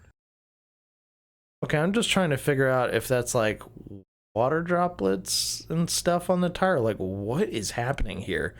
It looks like skin on a lizard. Like, what is happening? They're not even clear coated, I don't think. I think they're just some kind of alloy. You just drive through something weird? Aluminum. I'm guessing he must have just rinsed this off and then dried it and then seen the remnants of that. But yeah, basically these wheels, a little worse for wear. Or something. I don't know what they are. I know they're real light because this car, man, the speed of this thing, the way this thing jumps, it takes off, it will plant your head into the headrest. I mean, it is unbelievable. It's a Cayenne Yeah, turbo, asphalt? so I don't know. anybody that knows anything about Porsche turbos is, good Lord. Well, I'm going to clean this wheel. let me get in there real close, let you see what it looks like. Check it out. That's what it looks like. That's what it looks like. Funny, I saw a Also, what's going on with that center cap? That thing is definitely a video of a guy, and he was talking about the size of this other guy's car's brake pads because the guy was bragging on his car. He's like, man, look at your brake pads, man. You got small brake pads. And for some reason, that just cracked me up. When you ride a man out about his brake pads, the size of his brake pads, that's pretty bad. But I'm assuming he means rotors in this case. Guess what I'm gonna use to clean it with? Again, don't do this on a car that you like, because it will strip paint off of wheels. I mean, this stuff is brutal. Oh, maybe whatever he's going to put on here, because I don't know, I haven't seen this video. Maybe what he is going to put on this wheel, he already did it once before, and that's like splash or something, and it affected the tire like that. Like, that seriously looks like a bunch of little warts growing on it. It's crazy. But here we go. We're going to do some easy off. Well, it's an oven cleaner. Jeez. Heavy duty. So what I'm gonna do is I'm gonna saturate this wheel, and then I'm gonna see what it does. Here we go. Okay. Ooh. This is giving me flashbacks to the time I used aircraft stripper on that project car, that BMW Z3 I had. Yeah, those wheels. What a nightmare. Saturated the wheel. Y'all didn't hear that. I have saturated. You easy off a tire and bad things are gonna happen. My God, this might have worked on the BMW project. Alex, man, it was rough. This though, my God, did that just cause, is the lighting different, or did that actually cause the brake caliper paint to fade? There's no way it's such even fading where it turned red to pink. The wheel. Yeah, the heat car challenge, now, man. Let me give you. That looks nasty though. Like, it's actually like green in places. Whatever you do not do this inside. Oh my God. And don't be downwind of this stuff. Oh. But I have to ask, outside of some psychopath on TikTok or something, who's doing this? Why?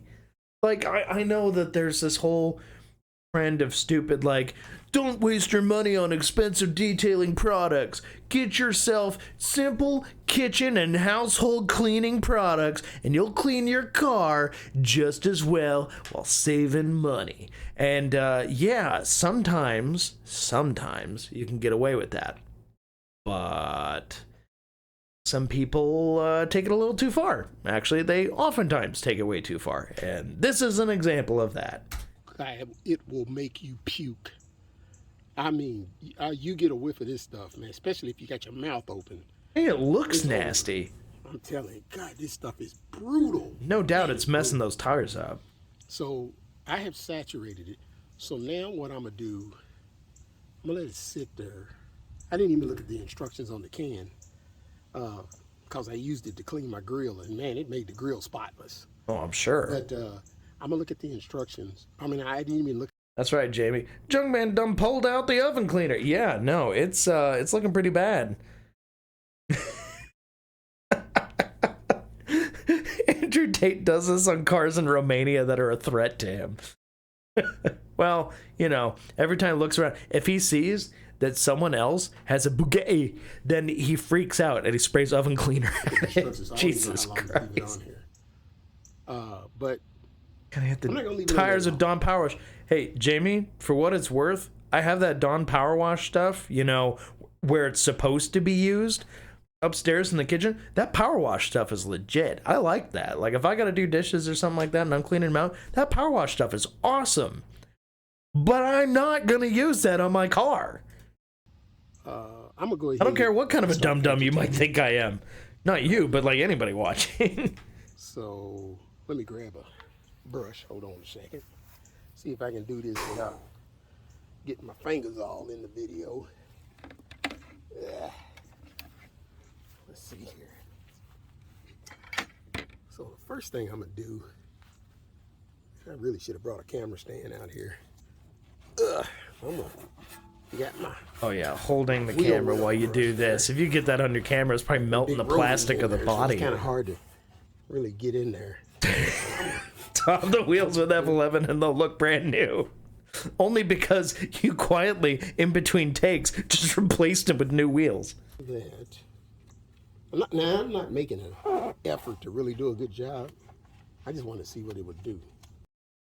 I was gonna say, is it just me or does that brush he's using look really coarse? Actually, it looks like it might be like a microfiber slip cover over a brush or something, but interesting. That's all I was interested in, just to see what it would do. So, like it's taking paint with it. You know, rub a little bit of that. It can't be good for your brakes. A little bit more. Okay, that's enough of that. Honestly, though, the thing it's probably worst for is definitely the tires. Those tires probably can't see too much more of that stuff. I feel like that's actually causing like a severe liability now. That's enough of that. Now I'm gonna get my other brush out, because I sprayed it on the tires too. See, That's the part that scares me, dude. coming off. Man, look at all that. It's all that. Oh man, Look at that. Jeez. that looks disgusting.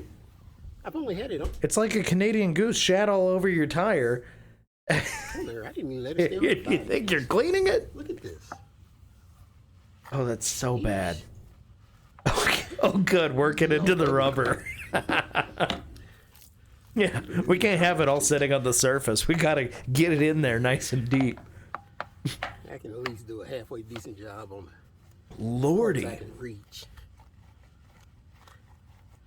Get inside the.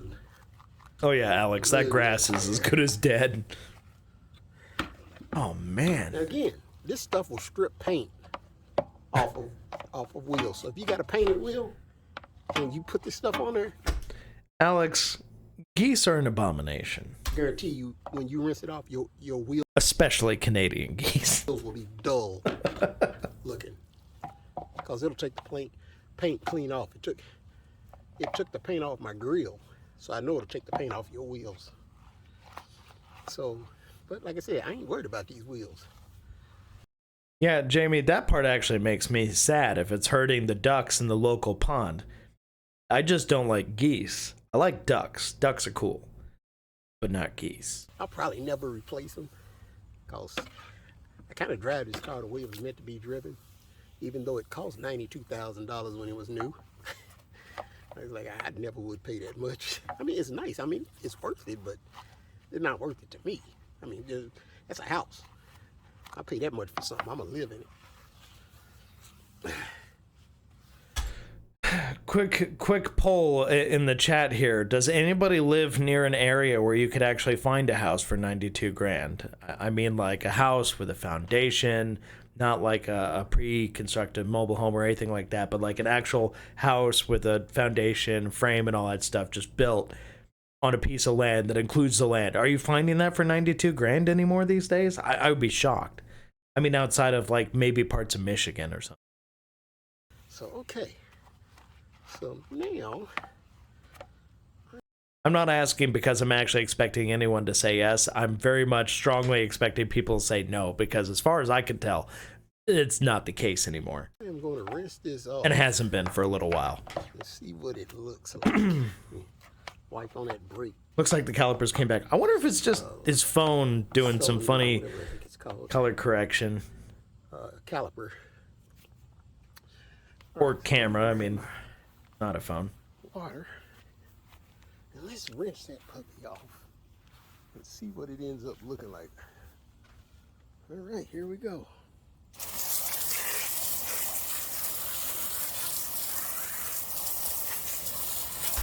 Also, you know when he's spraying this, it's like shooting off in every direction. It just, if you got that in your eyes, Lord help you.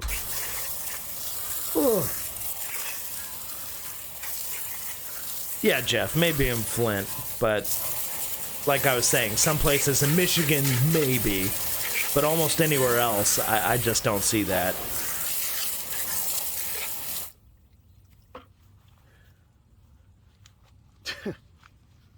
Yeah, no, Flack, we were all thinking it. I hope, anyway. That stuff is just blasting off. Well. Also, maybe it's just the reflection of the color of the grass, or that oven cleaner managed to turn his sides of his wheels green, but I think it's just the glass reflecting in it, even though it's not a very reflective finish. Hey, get my fingers out the way. Dang. I mean, you can see the sunset reflected behind him on the tire, just because it's wet.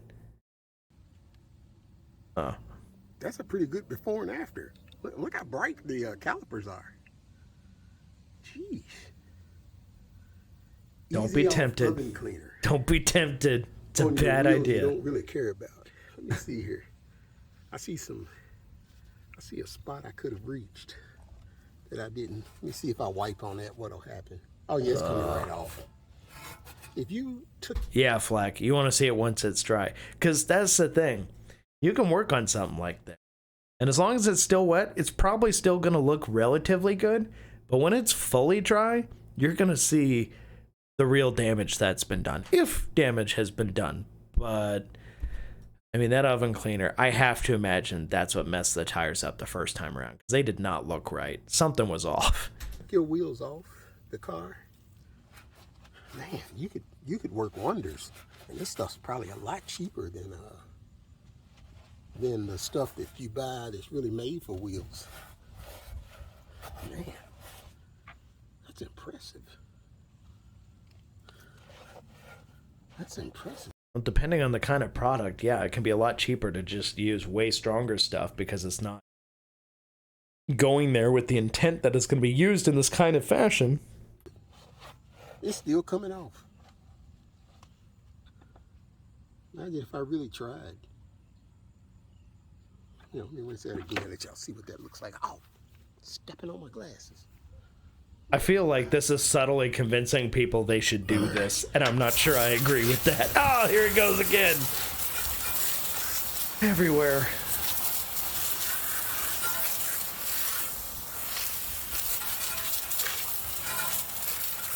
I mean, at this point, it's probably diluted enough. It's fine, but yikes.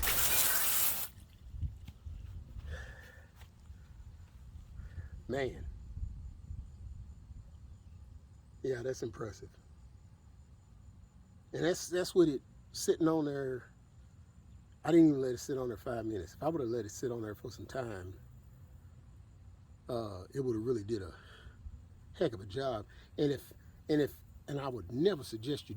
No, Jamie, how this video got more likes than my last month of content.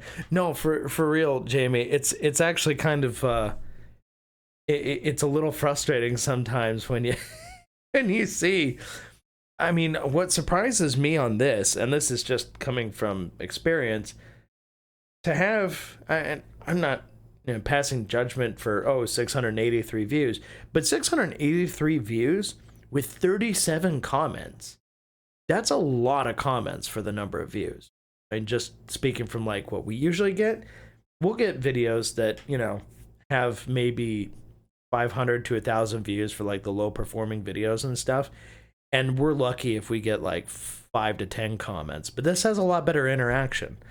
So like the people who do watch this stuff are much more inclined to be interactive. So kudos to him on that front. But yeah, that's just one of those kind of interesting things. I don't know. Maybe it's just a particular subject matter that brought it out of people.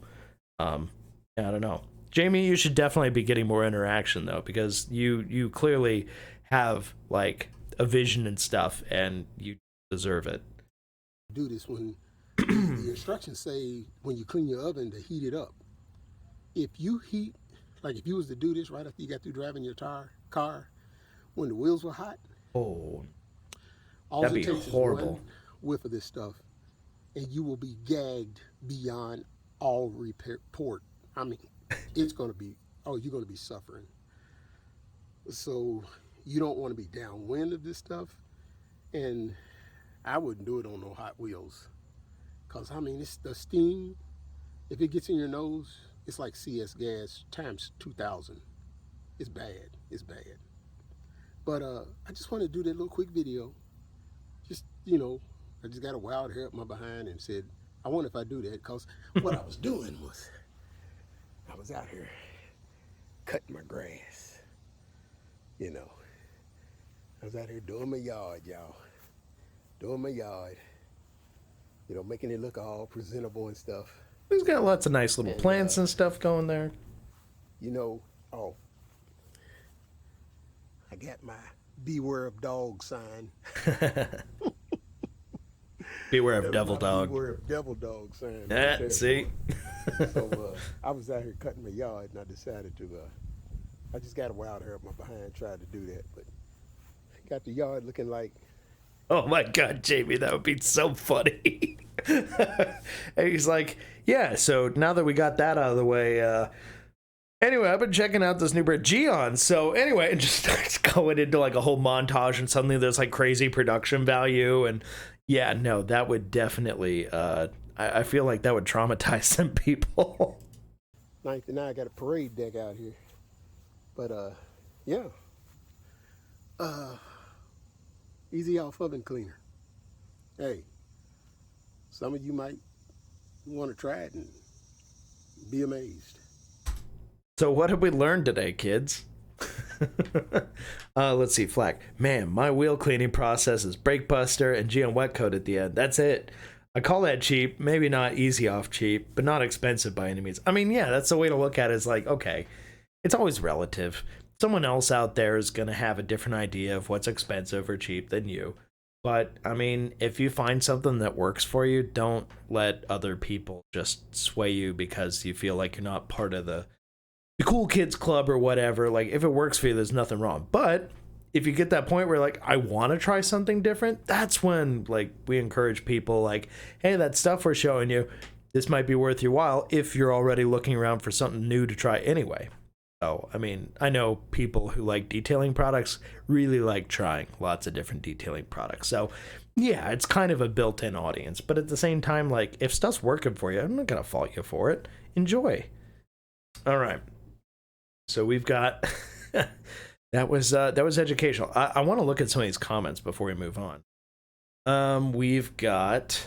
I actually laughed out loud at the Grady comment. Nice video. Been a while since I saw car cleaning videos. Jamaica, and I'll watch them.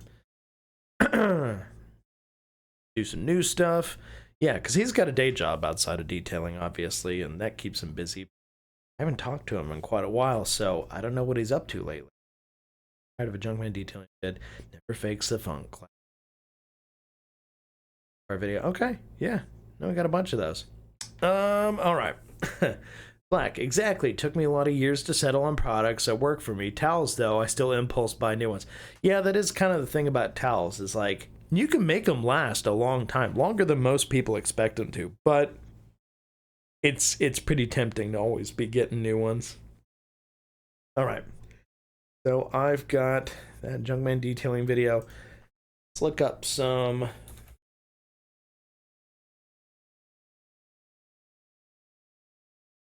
just for fun.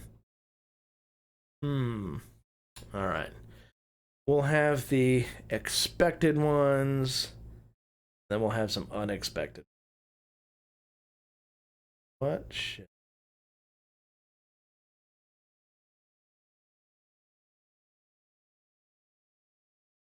Oh, God. Okay. Yeah, screw it. We're going to watch a donut video. Let's see, what does an $800 professional car detail look like? Let's see it from a normie perspective, because as you know, if you don't know, you're not familiar with Donut Media, they're kind of like a very popular mainstream car YouTube channel that's just kind of designed to capture the enthusiasm for cars, but they do some like actually pretty decent, like their build series and stuff are really solid actually. They cover a lot of interesting things, but when it comes to some of the other stuff, yeah, you're kind of more like scraping the surface. They're not going to get like super deep into it because they're still trying to like be accessible, you know, something that people could start with. But I'm curious to see what they say about this. So let's find out. $65 polisher might not be the best. Is an $800 detail from a pro worth all that money, or can I get the same results doing it myself? No, that's not a new racing stripe. That's a piece of tape to divide the car in half, because today we've got a professional detailer here, and he's gonna detail one half of the E36, and then I'm gonna do the other half. Should I DIY, or should I don't? Okay, to be fair, that was a pretty dope transition. Kudos. Check out the all-new Donut Sticker Pack. 5 of your favorite donut designs ready to stick anywhere. And I mean anywhere. They stick to your bumper, your window, your laptop, a water bottle. Alex pointing out Wilson Auto Detail. He's one of those channels I always watch, and I was like, okay, yeah, this guy's got like, he's got a thing about him. He's doing something. Then I found out like he was like a youth preacher or something, and I was like, okay, that makes sense. Like his energy kind of matched that vibe. But then I definitely started to kind of go, well, I don't know about that. Like I when he went to go like interview and talk to Scott over at Dallas and that whole thing, it was interesting to get the perspective. And I don't fault anybody for talking to somebody that they might potentially disagree with to see if there's any common ground and stuff. That's cool. But at the same time, I also felt like there were some takeaways from that where it kind of turns more into like the clickbait side of things, but seems to follow through on it. There's just sometimes there's like some corner cutting stuff where I'm not always totally on board, but I mean, to each their own. You gotta be able to make your own decisions. We're all grown-ups here, so yeah. Bottle, a lunchbox, your lock's bunch, your best friend's back. Slap the beans on some beans. Put Yoda's tacos on a taco. Oh, no, Jeff C. There's nothing wrong with GN being a trigger or anything like that. Like the products themselves are actually like the stuff I've seen and had a chance to use and stuff, they're good. Like there's no question about it. But I think because they're such an aesthetically pleasing brand, and they've kind of made their way out into a lot of different detailing product distributors, that they have a presence, a pretty heavy presence. You'll see like in different detailing videos and stuff. But a lot of people use them because they look good. They just look really good. But also the products perform well. But they look aesthetically pleasing. So as Jamie kind of pointed out, it was kind of funny, just like, whenever you see it, because you're like, oh, okay, here comes another like very aesthetically minded person, like stuff has to look good. So of course I'm using Gion or CarPro or something like that. It's just little stuff. To somebody who spends every waking day around this stuff, it's always funny to me, but like, it's not really a hard feelings kind of thing. RIP on some pop-ups. Slap your love for Donut anywhere you want. Go to donutmedia.com and grab your pack today. And that's yeah, Flack. We don't. It's been a long time since we had to even deal with the dumb heat that came from like all that annoying Scott stuff he used to do, and he would like comment on our videos and be intense as he was. He had very like trolly behavior, but it was all because he was building up, doing what he was doing. So I don't know. If I say anything, it's just gonna rile up people. But he knew what he was doing. Straight up. That's not all. We got a new hat. I'm wearing it. Next time you're off-roading out in the sticks, don't get lost. Find yourself with this all-new Find Yourself donut hat for just $24.98, which is so much cheaper than $30. And hurry up, because this merch is insano style, and it's gonna sell out quick. DonutMedia. Thanks, Nolan. Go now. Everybody who gets their knuckles good and greasy has hit that point in a project where you're in over your head and you're wondering if you should have just taken it to a pro in the first place. This sucks. Now sure, having a professional work on your car is gonna cost you more money, but think about the time you save, the effort you save, and the quality of work you get when you take it to a pro. When it comes to cleaning your car, the full professional detail that includes a paint correction can easily take a day or more and cost $500 to $1,000 and beyond.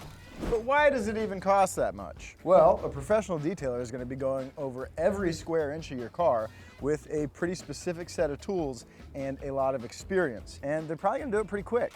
But nobody's going to be more invested in getting your car all nice and shiny than you, right? So if you go buy some tools and off-the-shelf chemicals, can you return the same results as a pro? Well, that's what we're here to find out, folks. This is Tony, and his mobile detailing service can come straight to your house or office to clean your car. Also, sweet little Transit Connect there, Tony. Good choice. You don't even have to put down the Xbox controller. So Tony, take me through your plan of attack. First, we start off with detailed foam wash, the clay treatment, iron removal, and then we dry the vehicle, see what we're working with. Then we'll go over all the painted surfaces, and then we'll apply our sealant once the. Okay, I was with him until I saw the graphic for the sealant includes still using a polisher and or some sort of buffer machine to apply the sealant. I mean, yes, there are some where like a low speed thing you can do that, but in most cases a sealant, more modern stuff, you're not using a machine like that to spread it or anything. I mean, you can do it pretty easily by spray. Correction is finished. Let's get this party started. What do you say? Let's do it. I mean, this video came out in 2022, so I'm curious if that's just somebody in the graphics department is like, yeah, we'll just throw that in there, or if they're actually going to apply it that way.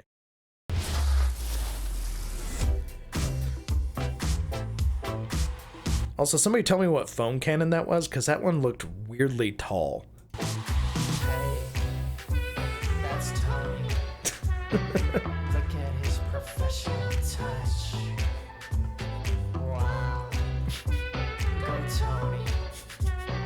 That's why they pay you so much. Okay, I didn't know they were going to make a song about him. That is. He buffs, he sprays, he uses all his tools. Zach's watching, we're watching, he still keeps his cool. Precision, perfection, that's what it's all about. That's Just for that, they get my thumbs up like. It'll buff out.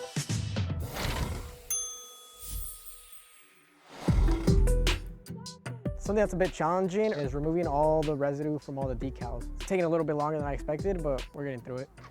So what does a clay bar do? How does this work? So the clay bar creates friction when you're sliding it across the paint with the clay lube, and all the contaminants that are embedded in the paint will be picked up by the clay mitt or clay bar, whichever you use. I was gonna say, I recognize that mitt. All right, so you're taping off the trim, huh? Just so the polish doesn't potentially stain the trim pieces. So a few minutes spent taping off this trim will keep you from having to potentially deal with cleaning off some compound which does stain black trim, or can. I guess. Or, this is gonna be wild, hear me out. Or, you could try using a polish and or compound that does not stain trim. It exists, you know. Maybe I'll tape off my trim then too. Paint correction is all about making the top layer of your paint smooth and flat. Most scratches are really just deep valleys in the paint or clear coat, and the cutting compound Tony is using is basically like liquid sandpaper. That's actually a really good way to help people visualize it, though. I know everybody kind of has their own way of demonstrating, but like for a normie audience who doesn't know what the hell like polishing and compounding and all that is, like when I was first learning all that stuff, a visual aid like that goes a long way to just understanding what the point of what they're doing is. I mean, I understand like sanding wood and that kind of stuff, but like when it came to polishing and compounding, I was pretty unaware of how it worked until I saw it demonstrated like that. And then I was like, oh shit, okay, of course, get it. That's right, Jeff, last cut. Last cut rules. Love last cut. Also, Hyper Polish from Optimum, another great option that does not stain. And in our experience, Uno Pure, Uno Protect, haven't experienced staining from that, but I think there can be some possibility where that can happen, but for the most part, no. Just use a lot of last cut.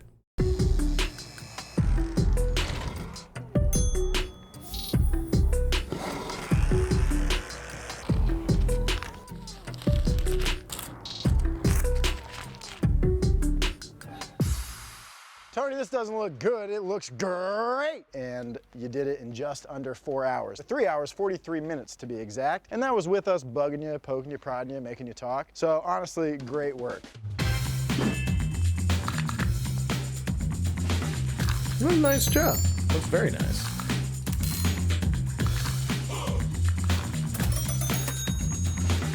Boy, oh boy, that is...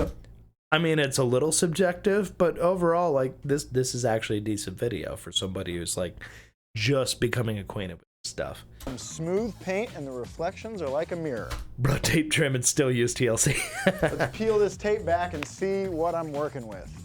Like, we we usually don't tell people like guaranteed TLC won't stain trim, but in our experience, we've been very fortunate with how it behaves. It's almost always been good. I can't think of a time where it ever really had problems around trim or anything. Basically, if you notice how we do things at TRC, we hate taping off stuff unless it's for the purposes of like a 50-50 or something. If we can avoid taping off trim and that kind of stuff, we absolutely will. Because it's annoying and time consuming, and he probably could have saved himself a good 20 plus minutes of taping time, maybe even half an hour or more of taping time, just by using, you know, trusting in a polish and or compound that would not stain trim. Hey, looks worse than I remember. All right, before we get started, I'd like to set my expectations. Now, Tony did a really nice job, and the paint is very... I was about to yelp when I saw his foot on there until I realized it's on his side. Very nice. I might not be able to quite get there, but I do think I'll be able to turn a good result. The fact is, though, it's probably going to take me considerably longer than it took him, would be my guess. All right, let's go over the pile of tools that we've procured and how much money we spent on them. So we've got 2 buckets, a pile of microfibers, car shampoo, 2-pack of mitt. Hold on. Okay, just for my own reference, 2 buckets. I'm really liking these like kind of shitty 3D models, like clearly modeled like using a iPhone or something, going around an object to get a quick scan. There's something really endearing about how they're not perfect, but Pile of microfibers, I like that. It's kind of, it makes it feel kind of cell shady, like you're playing Jet Set Radio or something. 2-pack. Or like, oh my god, who remembers the racing game Auto Modelista? The racing in it was decent, but like the way that game looked was the real reason you played. And they had a really cool selection of cars in it. Kind of a throwback, but I had it on the GameCube. Of mitts on wheel brush, my sister's toothbrush for getting in the nooks and crannies, a clay bar here, we got ourselves a polisher. It was very clearly polishing Adams. pads, a mother's power ball. Then for Yeah. our compound, this is a 3D cutting compound and finishing polish. Then I've got some trim dressing, and then finally to protect our paint, once we're done cleaning it, we've got a sealant from Real basic sealant. Adams. So all together, that's about $255 worth of product. So Okay. you can already see that we're saving. Oh my god, they modeled the guys too. That's hilarious. That's actually, wow. I don't know why I love that so much, but I do. It's cool. Money over what we're paying the pro. But the question is, They're terrible, am I but gonna great be able at the to same find time. results that mimic his?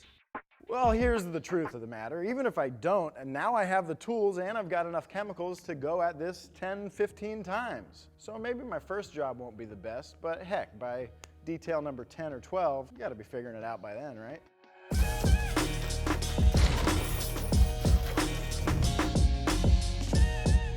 You can clearly see how well protected the side of the car that Tony detailed is. The water's beating off really nicely, and on this side, the water's one big sheet. One big pile of sheet. All right, so for the clay bar, I'm just gonna use a little bit of soap and water for lubricant and use this little traditional clay bar to do the clay barring. Tony had that nice mitt, which covered a lot of surface area and probably made this go a lot quicker for him. I'd say this is gonna take me considerably longer than it took him, but still, hopefully, no more than 30 minutes. You can really feel the clay bar working. The first couple passes, it feels rough, and then after a few passes, it turns quite smooth.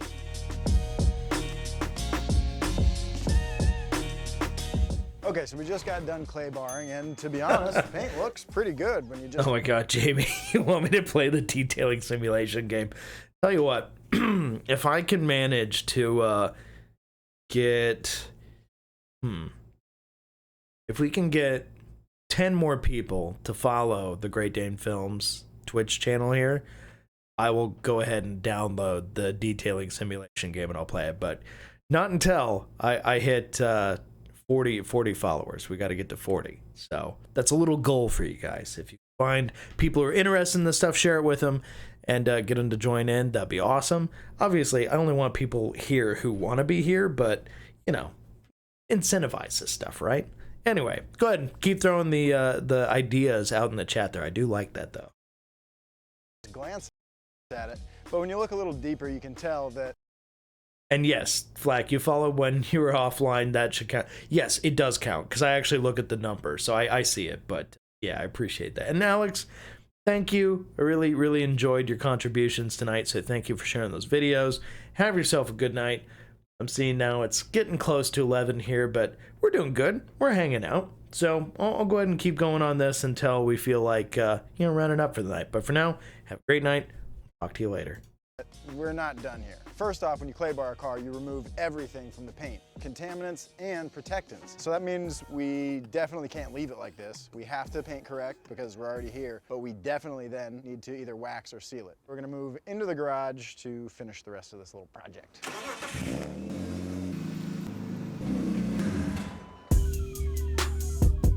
So I'm definitely gonna tape off the trim. I'll probably actually do that before I start polishing, just get it over with, and then we'll be good.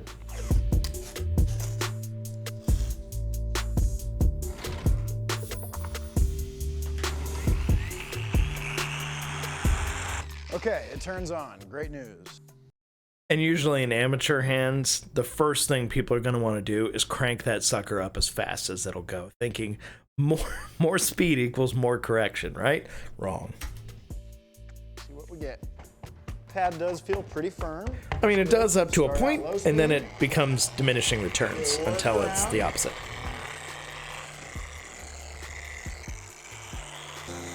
I was like, you gotta go a little faster than that, though. Well, first impressions, I mean, it works, but you really can't put much pressure on it before it stalls the pad out and stops rotating. I can only use sort of light pressure, which means this is definitely gonna take longer than it took Tony.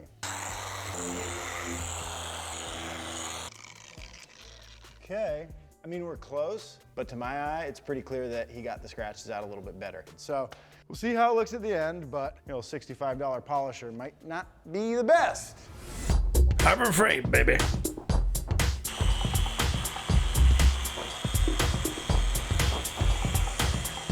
Shiny, you gonna do mine next? God damn it. There's always one, right, guys? Always one. Here it just happened to be Pumphrey. Jordan! I do want that Sega hat, though. That was rad. They hurt. There is a lot of elbow grease that goes into this, but we're turning out some decent results. Yeah, that's something you tend to learn. All right, well, I missed my deadline. We're past 4 hours now, so that sucks. And I still got plenty left to do. This is definitely gonna take longer than it took Tony. This ain't quite got it. Definitely gonna take longer than it took Tony.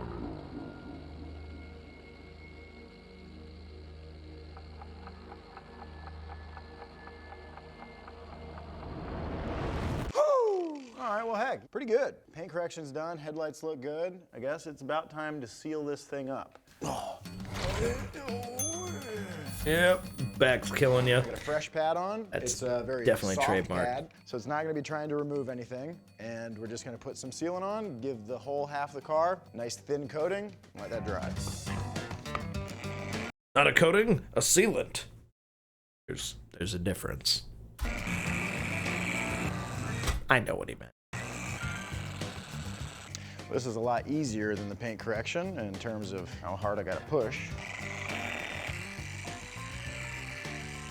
Usually the hardest thing for somebody who's new at this stuff is actually keeping the tool level. A lot of people will wind up just instinctively kind of leaning on it a little bit, and it'll just, you're not using the full surface at that point.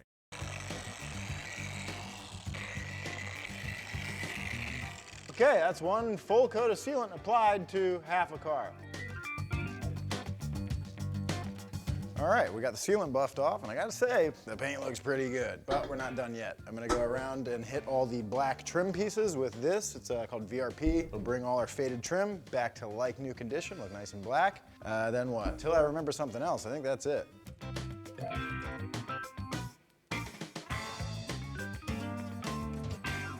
Where is the timer? Stop that thing. Just in the nick of time. I would have laughed so hard if he went and he like just clunked right down in that seat right there, and all of a sudden the thing fell backwards and he just right into the front of the BMW. Time 5 hours, 59 minutes, and 48 seconds. Just under 6 hours, I think we could all agree. Well, we did it. I never thought I'd see the day that the E36 looked this clean, but to hell, the day came.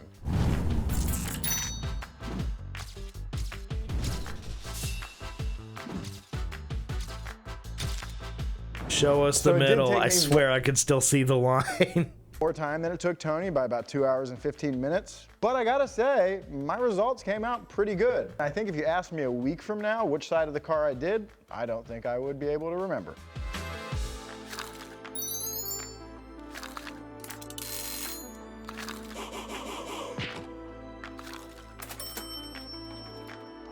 So the question remains, is this something that you should DIY or should you don't? And I think it really boils down to a few factors. Do you have some extra money to spare and looking for some convenience? Or are you kind of strapped for cash and don't mind getting your hands dirty? If this does sound like something you got the time for, well, I hope this video helped push you over the edge into the DIY dungeon. And if you want to learn more about detailing, check out Tony's YouTube channel at Tony's Professional Nice. Touch. Of course, don't forget to subscribe to your boys at Donut Media. Follow us on Instagram at Donut Media. Follow me on Instagram at Zach Job. I hope to see you again real soon.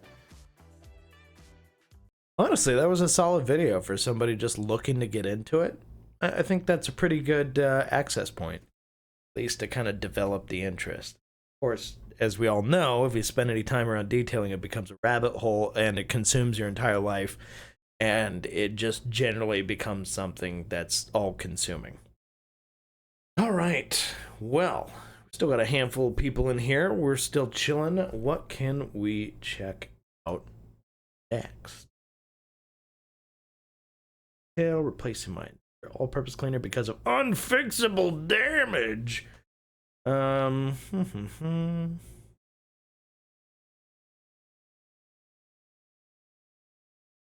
You know, Stouffer project, God, those guys blew up because of the disaster detail stuff, along with Detail Geek.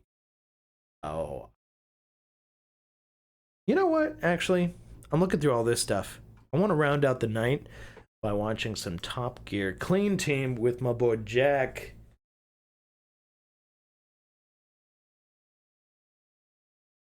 Ooh. Let's see.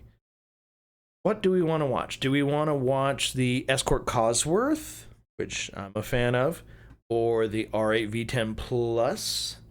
It's an 8-hour detail, but it's like a 12-minute video. Or do we want to watch the Silvia S15, which is very pink? I'll leave it up to you guys here. I'll give you a moment. Somebody throw a comment out there. First comment gets it. So first suggestion, I will take and run with it, or it could be one of the other ones. Cosworth? Okay, we're doing the Cosworth then. Certainly looks a lot different how it did this morning.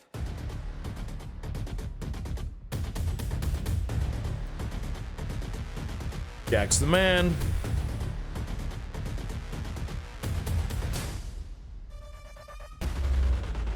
Let's get it.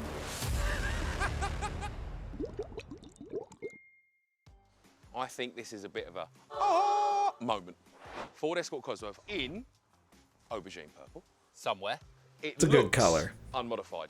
But the question is, How did it get this dirty, though? Did they just, like, drive it through a construction site 50 times before parking it over here? is it real? Should we read the card? Yes. Unmodified, 1996. Amazing. Owner Aaron already owns two. Of course he does. Bought this car about a month ago, unseen. Car has been sitting in the barn, yes. Last time it was on See the that. road, 11 years ago.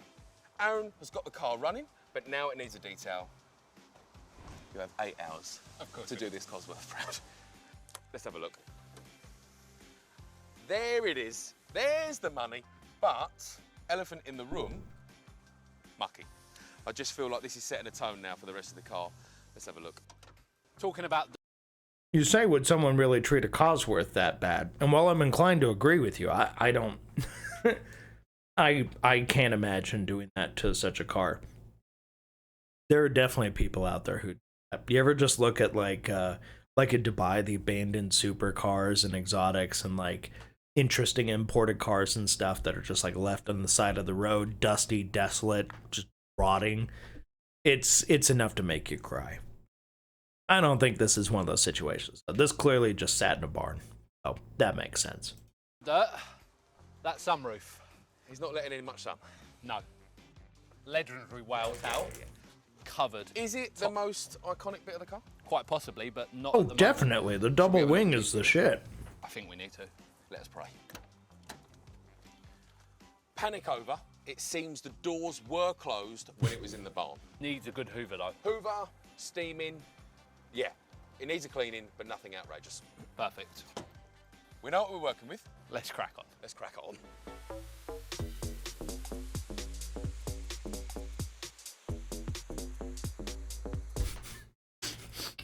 One time, Jack explained to me, like, he was asking what my favorite kind of music was, or we were talking about it or something.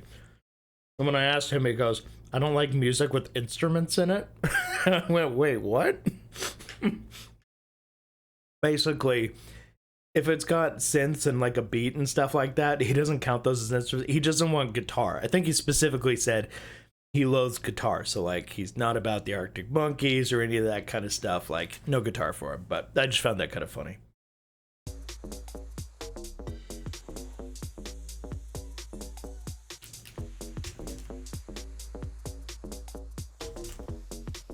Amazing what a rinse can do on its own. Holy crap, look how thick that was. Just carving through.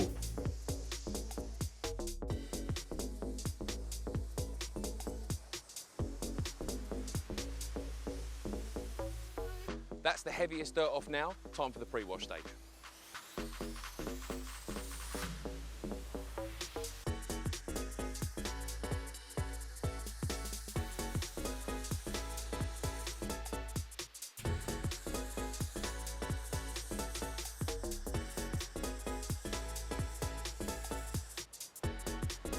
On guard. Oh, it's brown. It's actually brown.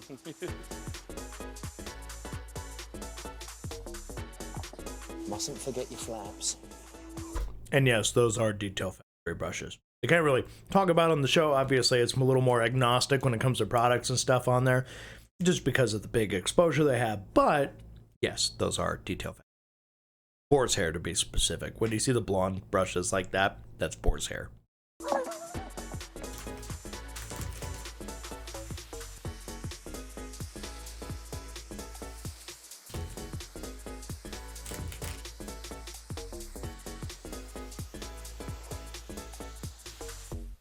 You might have noticed that we haven't done the wheels yet, but don't you worry. We've got something lined up for them later on. Something very special.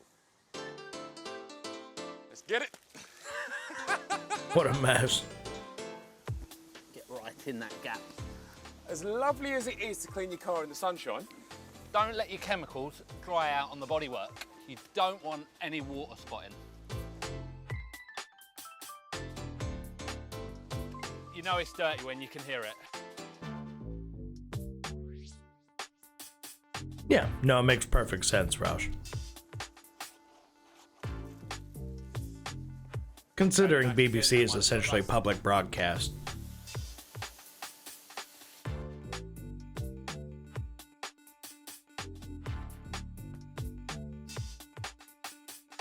I don't care what anybody says, though. Purple cars are cool. I really think we need to show those arches and barrels some love. On a car that's been sat for 11 years, it's essential. But for you at home, once a year, easy job.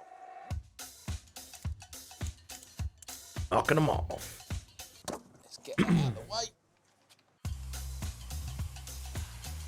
Yeah, those wells needed it. Something We've got rid of the fierce. heavy stuff. Now we're going to go in with some chemical and really strip off that dirt. I'm gonna assume he was using Forest in the IK there. Rinse and repeat until the bubbles run white.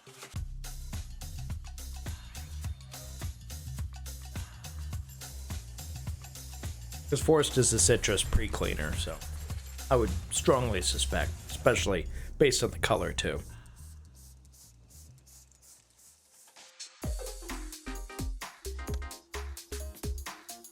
You're gonna get some lovely colours coming out of this. People always ask Anthony where he got his like wheel stand thing too for like doing this kind of detailing, but yeah, it's actually the one he originally had was like for motorcycles, but you could totally use it for that. Oh my giddy. Ooh. Yeah.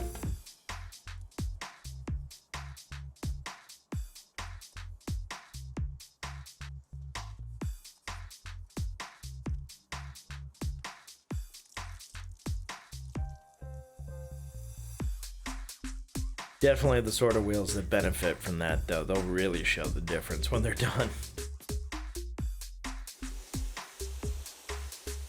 Hey, there it is.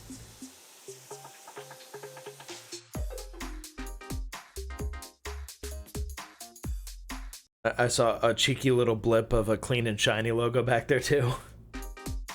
Baked in brake dust, easily 20 or 30 years old, and now we've got a hell of a task ahead of us.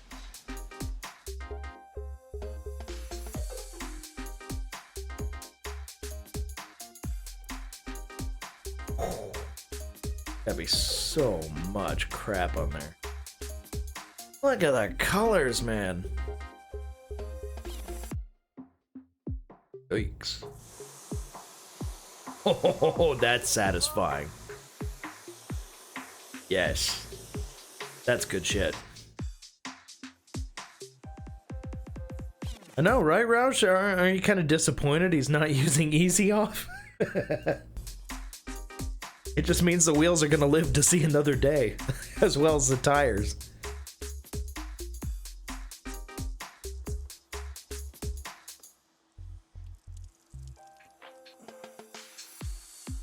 Man, who knew there was a wheel hiding under all that? Okay, good job, artistic cameraman. Getting your little rack focus in a puddle. I like that little finger mitt. That's cool.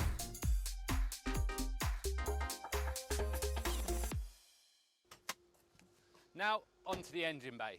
Nothing to be scared of here. More than safe to get stuck in with, and it's really going to help with the ongoing maintenance of your car. Yeah, so you can actually tell when there's leaks and stuff. You can actually see where stuff's forming. Detailing an engine bay goes further than just making it look nice. It actually has real purpose behind it. So you don't need a lot to detail your engine bay. I'm just using an all-purpose cleaner and a small detailing brush when I'm away. You can leave me in here for hours. A little bit of common sense goes a long way. If you're worried about any connections, just take it easy around them. Don't saturate them with liquids such as cleaners.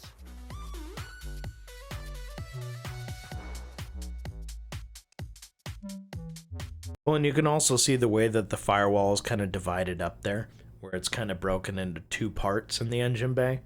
That also kind of helps separate the areas that you could probably saturate more versus those that you don't want to. Granted, that's car specific. To get into some of the tighter areas, I'm using a specialist brush, but it's only 20 quid, and in my honest opinion, well worth the money.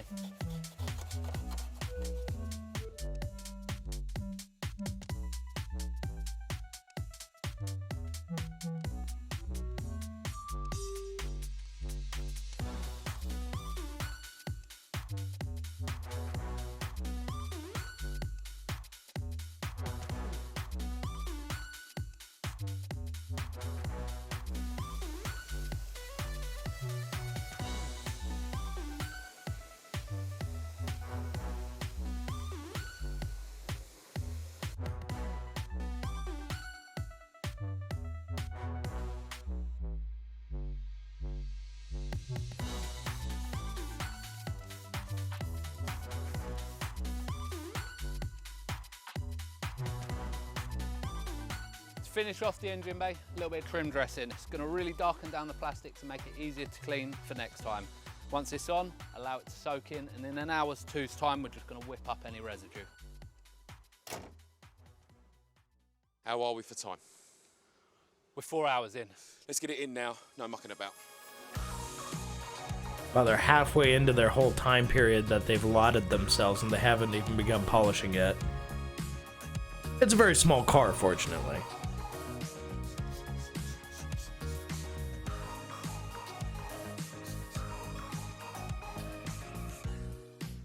Clay barring, essential before the polishing stage, but what is it? We're pulling out bedded in contaminants from the paintwork, making it as smooth as possible. Hear that? We don't want that.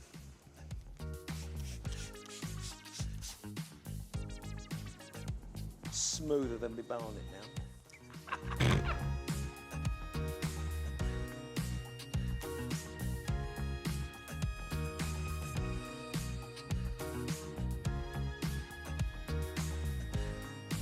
Looks like they took badge off the back too. Now those are vent windows, you can see. Ooh, I spy Eagle 350s.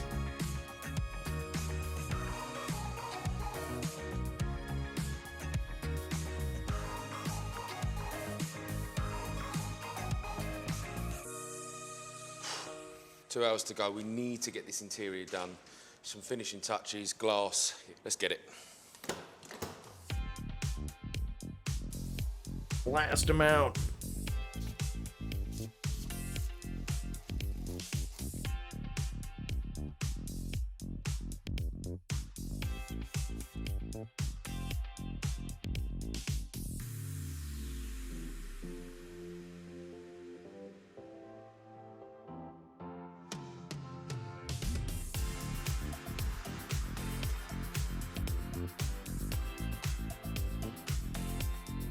Ooh, going in with the steam, okay. And the drill brush. Man, they're doing everything to those. Huh. Those are really cool seats, too. Look at the bolsters on that, man.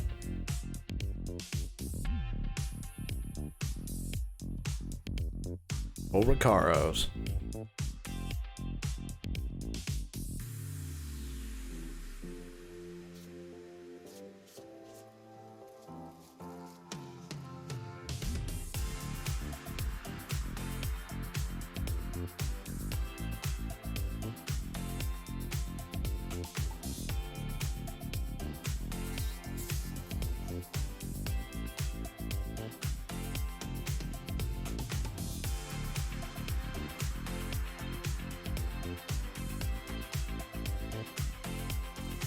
Nice.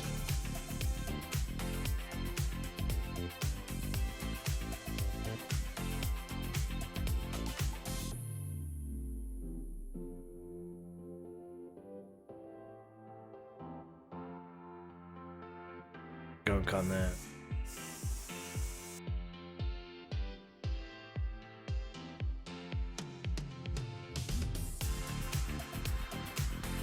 The thing that drives me nuts is when you accidentally get scratches on the plastic that sits in front of your gauges.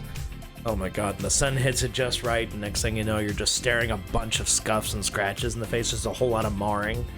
It's so annoying. Joe, we're done. Tools down, time's up. 5 more minutes. No. We're done. Aaron is on his way. Let's wrap this up. Ah!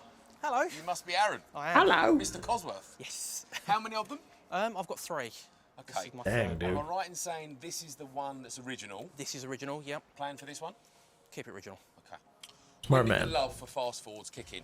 When I was about 14, I had an XR3i. I wanted it as my first car, just couldn't insure it. And I've Shout out to Graham with the XR3. had Escorts ever since. How many of them you had? Probably 50, 60. Oh my god, dude. Last time you saw the car, what colour was it? Mostly dirt. I think it's Aubergine. Bits of it look Aubergine, so I'm hoping. We've got it Yeah. all wet to one colour now at least. Oh, good It's start. eggplant. But it's brown. Time was against us. We only had 8 hours. What are your hopes and what do you want to see out of this? I'd like to see it one colour. And Right. I'm hoping the paint's not too flat and faded. Yeah. Kind of hoping it's fairly shiny. I think I'm more nervous than you. Okay. Would love for you to see the car. Are you ready? I am, yeah. Let's see it. Let's get it. Wow. Wow. You sure that's my car? Certainly looks a lot different. You know, it's interesting though. You go to the trouble of cleaning everything up, and it looks great, but you also have to have realistic expectations, because this is one of those cases where someone might go, "Oh my God, it's clean, that's awesome," and then they look down at the front splitter and they go, "My God." But from the looks of it, that's mostly due to actual like chipping, road rash, all that kind of stuff. That's not going to be fixed with a detail. That needs paint. How it did this morning. We all had a whip round and bought you another one. Certainly looks like it. Engine bay looks way better. Wow, it's amazing. That's nice. Yeah, thanks for doing it. It's great. Special car. You see a lot of time's gone into it. Yeah. I do love my Escorts, so I definitely think this one I'll be hanging on to. Really is amazing. Ain't that front splitter in your set, man. All right. Well, I think that concludes tonight's stream. You know, we're coming right up on 3 hours here. Haven't quite crossed the threshold yet, but we're pretty close. And yeah, let me just get the music going here. I'll bring it up a little bit. Go. Yeah. So anyway, I just want to say thank you so much to everybody who took the time out of their evenings or days or wherever it is, whatever time it is where you are, spend it here, just hanging out. I really had fun. So I really appreciate y'all doing that. So thanks. Really appreciate that. Also, if you're here, you probably already follow me here on Twitch, but if you don't, I just want to say, please do. That way you know the next time I go live, because I try and like throw it out there on Facebook and Instagram and give people a heads up, but the more people I can actually have here, like actually follow me or subscribe or whatever and do that in advance, it just makes it easier and it notifies people sooner so that we can get the show on the road. I, you know, have a crowd that I can actually interact with. And a big part of this whole thing is like, as I build up this community, I just want to make sure that you guys, you know, enjoy it. And part of that is making sure that you all contribute, you know, like video ideas, stuff like that. I think it's really fun and I like to develop those. So if you see a video that you're like, oh, hey, that's awesome, I'd love to see Dane watch that or something, set it aside, throw it on like a watch later list or something, or like a Dane should watch this list. You can make like a playlist or whatever in YouTube, like private, just for that. I would love that. That'd be awesome, because then I could like build up like a repository of this stuff. So go ahead and send me like DMs on Instagram or on Facebook with like links to stuff that you want me to throw on like YouTube or TikTok. I can start making playlists of my own. I'd love to be able to do that. So yeah, throw the ideas out there. I'll build it up and we'll have fun together here. So anyway, guys, thanks so much. Have a great night, and maybe I'll stream again another day or two. You know, I'll see how the week treats us. But yeah, next time I think it's going to be a little less detailing and a little more like maybe Jubilee and cut videos and like more just people interesting stuff like that. So yeah, we'll throw detailing in there though too, if you guys throw that my way. And of course, if Jamie has his way, there will be ghost videos. So I'm counting on that. Anyway, you all have a great night, and I will put a night here. I'll see you later. Thanks.